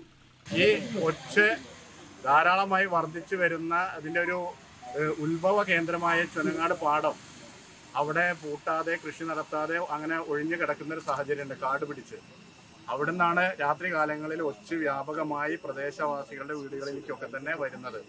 അപ്പോൾ ആ ഉത്ഭവ കേന്ദ്രം നശിപ്പിക്കുക എന്നതാണ് നമ്മുടെ തീരുമാനം. അതിൻ്റെ ഭാഗമായി ഇന്നിപ്പോൾ നമ്മൾ നിരവധി ഇടപെടലിൻ്റെ ഭാഗമായി നമ്മൾ അവിടെ ഇന്ന് ട്രാക്ടർ ഇറക്കി ആ ചുനങ്ങാട് പാടം പൂട്ടാനുള്ള ശ്രമത്തിലാണ്. ഒച്ചുകളെ തുരത്താൻ തുരിശ്, കല്ലുപ്പ്, ഒച്ചു ശേഖരണത്തിനായി ബക്കറ്റ്, ബൂട്ടുകൾ, ഗ്ലൗസ് എന്നിവയും കർഷകർക്ക് വിതരണം ചെയ്തു. ഒരു ദിവസം തന്നെ വിവിധയിടങ്ങളിലെ ഒച്ചിന്റെ ഉത്ഭവ കേന്ദ്രങ്ങളിൽ പ്രതിരോധ പ്രവർത്തനങ്ങൾ നടത്തുകയാണ് ലക്ഷ്യം. ന്യൂസ് 18 കൊപ്പം. സംസ്ഥാനത്ത് ആദ്യമായി സമഗ്ര മാനസികാരോഗ്യ പദ്ധതിക്ക് പട്ടാമ്പിയിൽ തുടക്കം. മുഹമ്മദ് മുഹസിൻ MLA നേതൃത്വത്തിലാണ് മാനസമിത്ര എന്ന പേരിൽ പദ്ധതി നടപ്പാക്കുന്നത്. ആദ്യഘട്ടത്തിൽ വിദഗ്ധരുടെ നേതൃത്വത്തിൽ സൗജന്യ ശില്പശാല ആരംഭിച്ചു. വിദ്യാർത്ഥികളുടെ പ്രശ്നങ്ങൾക്ക് പരിഹാരം കാണാനും പിന്തുണ ഉറപ്പിക്കാനുമാണ് മുഹമ്മദ് മുഹസിൻ MLA നേതൃത്വത്തിൽ മാനസമിത്ര പദ്ധതി രൂപീകരിച്ചത്. ഇതിലൂടെ യുവാക്കളിലെ ഉത്കണ്ഠ, വിഷാദം, ആത്മഹത്യാ പ്രവണത, മനോവൈകല്യങ്ങൾ, ഡിജിറ്റൽ അഡിക്ഷൻ, ലഹരി എന്നീ പ്രശ്നങ്ങൾ ചർച്ച ചെയ്യും. സംസ്ഥാനത്ത് തന്നെ ആദ്യമായാണ് ഇത്തരമൊരു പദ്ധതി നടപ്പാക്കുന്നത്. ഇതിന്റെ ഭാഗമായി സംഘടിപ്പിച്ച സൗജന്യ ശില്പശാലയിൽ തെരഞ്ഞെടുക്കപ്പെട്ട 40 ഉദ്യോഗാർത്ഥികൾക്ക് 2 ദിവസം വിദഗ്ധരുടെ നേതൃത്വത്തിൽ പരിശീലനം നൽകും. മാനസിക ആരോഗ്യം വളരെ പ്രധാനപ്പെട്ടതാണ്. ഉത്കണ്ഠ അടക്കമുള്ള മറ്റു പലതരത്തിലുള്ള സ്ട്രെസ് കൊണ്ടും ഡിപ്രഷൻ കൊണ്ടും ഒക്കെ ഉണ്ടാകുന്ന പ്രശ്നങ്ങൾ, ആത്മഹത്യ പ്രവണത, ഡിജിറ്റൽ അഡിക്ഷൻ അടക്കമുള്ള പലതരത്തിലുള്ള പ്രശ്നങ്ങൾ കൊണ്ട് ബുദ്ധിമുട്ടുന്ന നമ്മുടെ യുവാക്കളും യുവതികളുമായിട്ടുള്ള ആളുകൾക്ക് അതിൽ നിന്ന് പുറത്തു കടക്കാനും പിന്നെ അങ്ങനെ ഒരു അപകടത്തിലേക്ക് വരാതിരിക്കാൻ മുൻകൂട്ടി കണ്ടുകൊണ്ട് അവനവന്റെ വൾണറബിലിറ്റി തിരിച്ചറിഞ്ഞുകൊണ്ട് നമ്മളെ സ്വയം എക്യുപ്പ് ചെയ്യാനും കപ്പാസിറ്റി ബിൽഡ് ചെയ്യാനും കഴിയുന്ന രീതിയിലേക്ക് നമ്മുടെ യൂത്തിനെ മാറ്റുക എന്ന ലക്ഷ്യത്തോടു കൂടിയാണ് മാനസമിത്ര എന്ന് പറയുന്ന പദ്ധതി നടപ്പിലാക്കുന്നത്. സ്കോൾ കേരളയുമായി സഹകരിച്ചാണ് ശില്പശാല സംഘടിപ്പിക്കുന്നത്. 11 സ്കൂളുകളിലാണ് സമഗ്ര മാനസികാരോഗ്യ പദ്ധതിയായ മാനസമിത്ര പദ്ധതി നടപ്പിലാക്കുക. സംസ്ഥാനത്തെ പ്രമുഖ സൈക്കോളജിസ്റ്റുകൾ, സൈക്യാട്രിസ്റ്റുകൾ, ഡോക്ടർമാർ, വിദ്യാഭ്യാസ വിദഗ്ധർ, സ്കോൾ കേരള ഉദ്യോഗസ്ഥർ എന്നിവർ ശില്പശാലയിൽ പരിശീലനം നൽകും.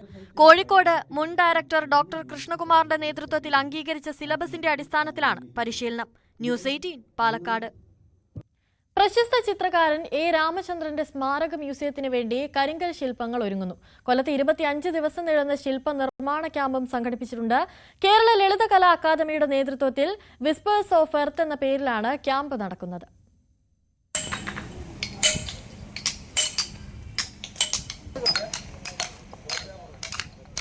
കൊല്ലം ശ്രീനാരായണ ഗുരു സാംസ്കാരിക സമുച്ചയത്തിലാണ് കരിങ്കൽ ശില്പ നിർമ്മാണം തകൃതിയായി നടക്കുന്നത്. 25 ദിവസം നീളുന്ന ക്യാമ്പിൽ നിരവധി കലാകാരന്മാർ പങ്കെടുക്കുന്നുണ്ട്. V K Rajan, Rajasekharan Nair, M K Johnson, P H Hochimin, E G Chithra എന്നിവരാണ് ശില്പങ്ങൾ ഒരുക്കുന്നത്. ഇത് 25 ദിവസത്തെ പ്രോഗ്രാമാണ്. 31-ാം തീയതിയാണ് നമുക്കിത് അവസാനിപ്പിക്കേണ്ടത്. അത് ഉള്ള എല്ലാ രീതിയിലും എല്ലാവരും വർക്ക് ചെയ്യുന്നുണ്ട്. ഇപ്പോൾ ഏകദേശം ഒരു പകുതി വർക്ക് കഴിഞ്ഞു. ഇനിയും ഫിനിഷിങ്ങിലാണ് ഏറ്റവും കൂടുതൽ സമയം വരിക. പിന്നെ നേരത്തെ നമ്മൾ പറഞ്ഞ പോലെ ടെക്നോളജി മാക്സിമം ഉപയോഗിച്ച് വർക്ക് ചെയ്യാന്നാണ്. എന്നാലാണ് തീരുള്ളൂ. ശരിക്കും ഇതൊരു 6 മാസം നമ്മൾ ഈ സാങ്കേതിക വിദ്യ ഒന്നും ഇല്ലാച്ചെങ്കിൽ ഒരു 3-4 മാസത്തെ പണിയാണ് ഇപ്പോൾ. കാരണം 3 കല്ലെന്നുണ്ടെങ്കിൽ 5 2.5 വരുന്ന കല്ലാണ്. അപ്പോൾ നമ്മൾ ചില കല്ലുകളൊന്നും അങ്ങനെ 3 2.5 വരും. ചിലപ്പോൾ 2 കിട്ടുള്ളൂ. കാരണം റോ ആയിട്ട് വരും. രാജേട്ടനൊക്കെ കിട്ടിയിരിക്കുന്ന അത്തരം കല്ലുകളാണ്. അപ്പോൾ അത് അവർ ചൂസ് ചെയ്താണ്. ഞങ്ങൾ ചൂസ് ചെയ്ത് ഇതുപോലെ സൈസ് ആക്കിയിട്ടുള്ളൊരു അളവ് പറഞ്ഞു. അപ്പോൾ അത്രയും ദിവസം പണി കുറയും. ആ പണിയുടെ കുറവ് എല്ലാ സ്ഥലത്തും കാണും, ഫിനിഷിങ്ങിലും കാണും. ക്യാമ്പിൽ നിർമ്മിക്കുന്ന ശില്പങ്ങളെല്ലാം സമുച്ചയയിലേക്കുള്ള പ്രവേശന കവാടത്തിന് സമീപം സ്ഥിരമായി സ്ഥാപിക്കാനാണ് ലക്ഷ്യം. പരോപകാര ജീവിതങ്ങൾ എന്ന പേരിൽ ശില്പമൊരുക്കുന്ന ചിത്ര 5 പേരിലെ ഏക വനിതയാണ്. വളരെ സീനിയർ ആയിട്ടുള്ള ആർട്ടിസ്റ്റുകളുടെ കൂടെ, സ്കൾപ്റ്റേഴ്സിൻ്റെ കൂടെയൊക്കെ വർക്ക് ചെയ്യാൻ പറ്റുന്ന ഒരു അവസരം ആണ്. നമുക്കും കുറേ കൊടുക്കൽ വാങ്ങലുകൾ, ഇതിനകത്ത് കുറേ കാര്യങ്ങൾ പഠിക്കാൻ പറ്റുന്നുണ്ട്. അങ്ങനെ ഒരു ക്യാമ്പിലൊക്കെ വരാൻ പറ്റുമ്പോഴേ ഇന്ത്യയിൽ പല ഭാഗത്തു നിന്നുള്ള സ്ത്രീകൾ ഇപ്പോൾ ഫൈൻ ആർട്സ് കോളേജിൽ സ്കൾപ്ചർ പഠിക്കുകയും പിന്നെ അത് പ്രാക്ടീസ് ചെയ്ത് വരുന്നുണ്ട്. അതൊരു വലിയ സാധ്യതയാണ്. അവർക്കും കുറച്ചുകൂടെ സ്പേസ് ഒക്കെ ഉണ്ടാവട്ടെ. ഇപ്പോൾ തന്നെ ഈ 5 പേരിൽ ഒരാളാണ് വരുന്നത്. അപ്പം അത് കുറച്ചുകൂടെ നമ്പറൊക്കെ കൂടിയും പിന്നെ അതൊരു അങ്ങനത്തെ ഒരു സാധ്യത, സ്പേസ് ഒക്കെ ഉണ്ടാവട്ടെ. കാഴ്ചക്കാരുടെ മനസ്സിൽ ദീർഘകാലം നിലനിൽക്കുന്ന വിസ്മയം പകരുന്ന ശില്പങ്ങളാക്കി തീർക്കുവാനുള്ള വലിയ പരിശ്രമത്തിലാണ് ശില്പികൾ. ഓഗസ്റ്റ് 31-ന് ക്യാമ്പ് സമാപിക്കുന്നതോടെ മ്യൂസിയം സെപ്റ്റംബർ ആദ്യവാരം ഉദ്ഘാടനം ചെയ്യുമെന്ന് ഭാരവാഹികൾ അറിയിച്ചു. ന്യൂസ് 18 കൊല്ലം. കായലോരം കായംകുളം ടൂറിസം പദ്ധതി പ്രദേശത്തെ അമ്യൂണിറ്റി സെന്ററിന്റെ പ്രവർത്തനം നിലച്ചു. സെന്റർ ഏറ്റെടുത്ത് നടത്താൻ ആളില്ലാതെ വന്നതോടെയാണ് പ്രദേശം കാട് കയറിയത്. കായലോര ടൂറിസം പദ്ധതി പ്രദേശത്ത് DTPCയുടെ നിയന്ത്രണത്തിലാണ് അമ്യൂണിറ്റി സെന്റർ പ്രവർത്തിച്ചിരുന്നത്. സെന്റർ നടത്തിപ്പ് പലപ്പോഴും സ്വകാര്യ സംരംഭകർക്ക് ലേലത്തിൽ നൽകുകയാണ് ചെയ്തിരുന്നത്. ദേശീയപാത നിർമ്മാണം തുടങ്ങിയതോടെ ഇവിടേക്ക് കാര്യമായി വാഹനങ്ങൾ എത്തിയില്ല. ഇത് സെന്ററിന്റെ പ്രവർത്തനത്തെ ബാധിച്ചു. ലേലത്തിൽ ഏറ്റെടുത്താലും നഷ്ടം വരുന്നതിനാൽ സംരംഭകർ പ്രവർത്തനം നിർത്തുകയാണ്. വിശ്രമമുറികളും റെസ്റ്റോറന്റും കോൺഫറൻസ് ഹാളും അടങ്ങുന്നതാണ് അമ്യൂണിറ്റി സെന്റർ. 1/4 നൂറ്റാണ്ട് മുമ്പ് ടൂറിസം വകുപ്പ് നിർമ്മിച്ചതാണ് ഈ സെന്റർ. ഇപ്പോൾ പ്രധാന വാതിലിന്റെ മുൻവശം കാട് മൂടിക്കിടക്കുകയാണ്. ഇഴജന്തുക്കളുടെയും തെരുവുനായ്ക്കളുടെയും ശല്യവുമുണ്ട്. ടൂറിസത്തിനൊപ്പം സർക്കാരിന് വരുമാനവും ലഭിക്കത്തക്ക വിധമായിരുന്നു പ്രവർത്തനം. എന്നാൽ കായലോരം ടൂറിസം പദ്ധതി പ്രദേശം കാലത്തിനൊത്ത് വികസിക്കാത്തത് അനുബന്ധ സ്ഥാപനങ്ങളുടെ പ്രവർത്തനങ്ങളെയും ബാധിച്ചു. വർഷത്തിലൊരിക്കൽ മാത്രം നടക്കുന്ന വള്ളംകളിയാണ് ടൂറിസം കേന്ദ്രത്തിലെ പ്രധാന പരിപാടി. ബാക്കി സമയം ഇവിടെ സാമൂഹിക വിരുദ്ധർ കൈയടക്കി. ഇവിടെ സംരക്ഷണ വേലി നിർമ്മിക്കുന്നതിന് 43.71 ലക്ഷം രൂപ വിനോദസഞ്ചാര വകുപ്പ് അനുവദിച്ചിരുന്നു. ആലപ്പുഴ മെഗാ ടൂറിസം പദ്ധതിയുടെ ഭാഗമായാണ് കായംകുളം കായലോര ടൂറിസം പദ്ധതികൾ നടപ്പിലാക്കിയത്. വിനോദസഞ്ചാര വകുപ്പ് ജില്ലാ ടൂറിസം പ്രൊമോഷൻ കൗൺസിലിന് പദ്ധതി പ്രദേശം കൈമാറിയിട്ടുണ്ട്. സെക്യൂരിറ്റി അടക്കമുള്ള സംവിധാനങ്ങൾ ഉടൻ സജ്ജമാക്കുമെന്നാണ് അധികൃതർ പറയുന്നത്. ന്യൂസ് 18 കായംകുളം. കോതമംഗലം പള്ളിപ്പടി മലയപ്പീടിക റോഡ് തകർന്നിട്ട് നാളേറെയായി. നരകയാത്രയ്ക്ക് പരിഹാരമില്ലാത്തതിൽ പ്രതിഷേധിച്ച് സമരത്തിനൊരുങ്ങുകയാണ് നാട്ടുകാർ. മാതിരപ്പള്ളി പള്ളിപ്പടിയിൽ നിന്ന് തുടങ്ങി വെണ്ടുവഴി മലയപ്പീടികയിൽ അവസാനിക്കുന്ന 3 കിലോമീറ്ററോളം റോഡിലാണ് യാത്രാക്ലേശം. അറ്റകുറ്റപ്പണി തുടങ്ങി 2 വർഷമായിട്ടും പ്രവൃത്തി എങ്ങും എത്തിയില്ല. ഇതോടെ വലിയ പ്രതിസന്ധിയിലാണ് പ്രദേശവാസികൾ. കാൽനട യാത്രക്കാർക്കും ഇരുചക്രവാഹന യാത്രക്കാർക്കും വലിയ ബുദ്ധിമുട്ടാണ്. പലയിടത്തും കുഴികളുണ്ട്. ഇതിൽപ്പെട്ട് അപകടങ്ങൾ പതിവാണ്. ടാക്സി വാഹനങ്ങൾ സർവീസ് നടത്താൻ മടിക്കുകയാണ് ഇവിടെ. ഏകദേശം 2 വർഷമായി. 2 വർഷം ഈ മാസം വരുമ്പോൾ 2 വർഷമാകുന്നു. എല്ലാവരും സഞ്ചാര സ്വാതന്ത്ര്യമാണ് നഷ്ടപ്പെടുത്തിയിരിക്കുന്നത്. ഇന്നേ വരെ ഇതിൻ്റെ കോൺട്രാക്ടറോ എഞ്ചിനീയറോ ഇതിൻ്റെ വേണ്ടപ്പെട്ട അധികാരികളോ ആരും വന്ന് തിരിഞ്ഞു നോക്കിയിട്ടില്ല. ഇതിൻ്റെ അകത്ത് എല്ലാ ദിവസവും ഒരു കോതമംഗലം മൂവാറ്റുപുഴ സ്ഥലങ്ങളിൽ നിന്നൊരു 10-40 വണ്ടികൾ, പല സ്കൂളുകളിൽ നിന്നായിട്ടുള്ള 10-40 വണ്ടികൾ സ്കൂൾ ബസ് ഇതിൽ കൂടെ യാത്ര ചെയ്യുന്നതാണ്. ഇപ്പോൾ കാൽനട വരെയും പറ്റില്ല. വാഹന സഞ്ചാരം മാത്രമല്ല, കാൽനടയ്ക്ക് വരെയും സാധിക്കില്ല. കോതമംഗലം, മൂവാറ്റുപുഴ താലൂക്കുകളിൽ ഉൾപ്പെടുന്ന 40ഓളം സ്കൂളുകളുടെ വാഹനങ്ങൾ കടന്നുപോകുന്ന പ്രധാന റോഡ് കൂടിയാണിത്. റോഡ് ഉടൻ സഞ്ചാരയോഗ്യമാക്കണമെന്നാണ് ആവശ്യം. അന്ന് ആ മാർച്ച് 2024 മാർച്ചിൽ തീർക്കുമെന്ന് പറഞ്ഞാണ് ഈ പണി തുടങ്ങിയത്. അത് കഴിഞ്ഞ് 2024 മാർച്ച് കഴിഞ്ഞ് 2025 മാർച്ചും കഴിഞ്ഞു. ഇതുവരെ ഈ പണിക്ക് അത് കഴിഞ്ഞ് 2 വേനൽ കഴിഞ്ഞു പോയി, 2 മഴക്കാലം കഴിഞ്ഞു പോയി. എന്നിട്ടും ഈ റോഡ് ഇതേവരെ പണി തീർത്തിട്ടില്ല. ഇന്നലെ ഞങ്ങൾ AXC ആയിട്ട് സംസാരിച്ച് കഴിഞ്ഞപ്പോൾ അവർ പറയുന്നത് കോൺട്രാക്ടർ വിളിച്ചാൽ ഫോൺ എടുക്കുന്നില്ല, കോൺട്രാക്ടർ വിളിച്ചാൽ കിട്ടുന്നില്ല, പിന്നെ പറയുന്നത് ഫണ്ടില്ല. അങ്ങനെ ഓരോരോ പരാതികളാണ് സർക്കാരിൻ്റെ ഭാഗത്തുനിന്ന് ഉണ്ടാകുന്നത്. ഈ ഭാഗത്തിരിക്കുന്ന ഈ കാണുന്ന വീട് ഇവിടെ ശരിക്കും 8.5 മീറ്റർ വീതി മതി. അത് വെറുതെ വളവ് നിവർത്താനാന്ന് പറഞ്ഞ് 10.5 മീറ്റർ വീതിയുണ്ട് ഇവിടെ. ഈ കാണുന്ന സ്ഥലത്ത് 10.5 മീറ്ററോളം വീതി എടുത്തു. മാത്രമല്ല, നിർമ്മാണ പ്രവർത്തനങ്ങളിൽ നാട്ടുകാർ അപാകതയും ആരോപിക്കുന്നുണ്ട്. എത്രയും വേഗം ഈ റോഡിൻ്റെ ശോചനീയാവസ്ഥ പരിഹരിക്കുക. എത്രയോ സ്കൂൾ വണ്ടികൾ, എത്രയോ ഓട്ടോറിക്ഷ ഈ മാതിരപ്പള്ളിയിൽ ഇറങ്ങിക്കഴിഞ്ഞാൽ വെണ്ടുവഴിയിലേക്ക് 2 കിലോമീറ്റർ 2.5 കിലോമീറ്റർ ദൂരമുണ്ട്. ആ ദൂരത്തേക്ക് ഒരു ഓട്ടോറിക്ഷ ഈ താഴെ ജംഗ്ഷനിൽ നിന്ന് ഓട്ടോറിക്ഷ വിളിച്ചാൽ വരാത്തൊരു സാഹചര്യമാണുള്ളത്. അവർ പറയും ഞങ്ങൾക്ക് വരാൻ പറ്റില്ല എന്നൊക്കെയാണ് പറയുന്നതെന്നാണ് ഇവിടെയുള്ള ജനങ്ങൾ പറയുന്നത്. അതിനൊക്കെ ഒരു പരിഹാരം കാണണം.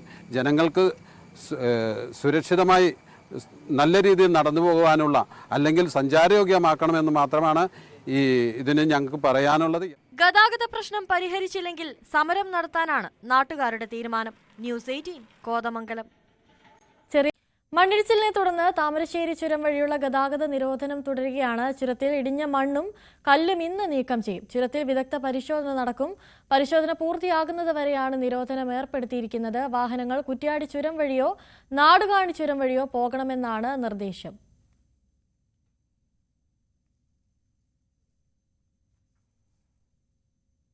ഇനി രാവിലെയിലെ സ്പെഷ്യൽ സെഗ്മെന്റിലേക്കാണ്, സ്പെഷ്യൽ ഡേയിലേക്ക്. കൊല്ലം പെരുമൺ കൃഷ്ണകൃപയിലെ നിനവിന്റെ 2ാം പിറന്നാളാണിന്ന്. മേഘ, അഭിജിത്ത് ദമ്പതികളുടെ മകനാണ് നിനവ്.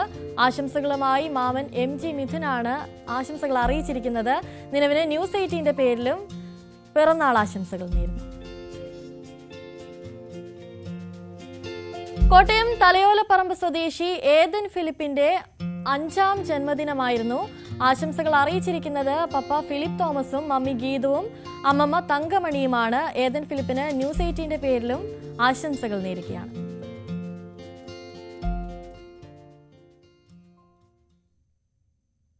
രാവിലെയുടെ സമയം ഇവിടെ പൂർണ്ണമാവുകയാണ്. ഇടവേളയ്ക്ക് ശേഷം പോലീസ് പെട്രോൾ കാണാം.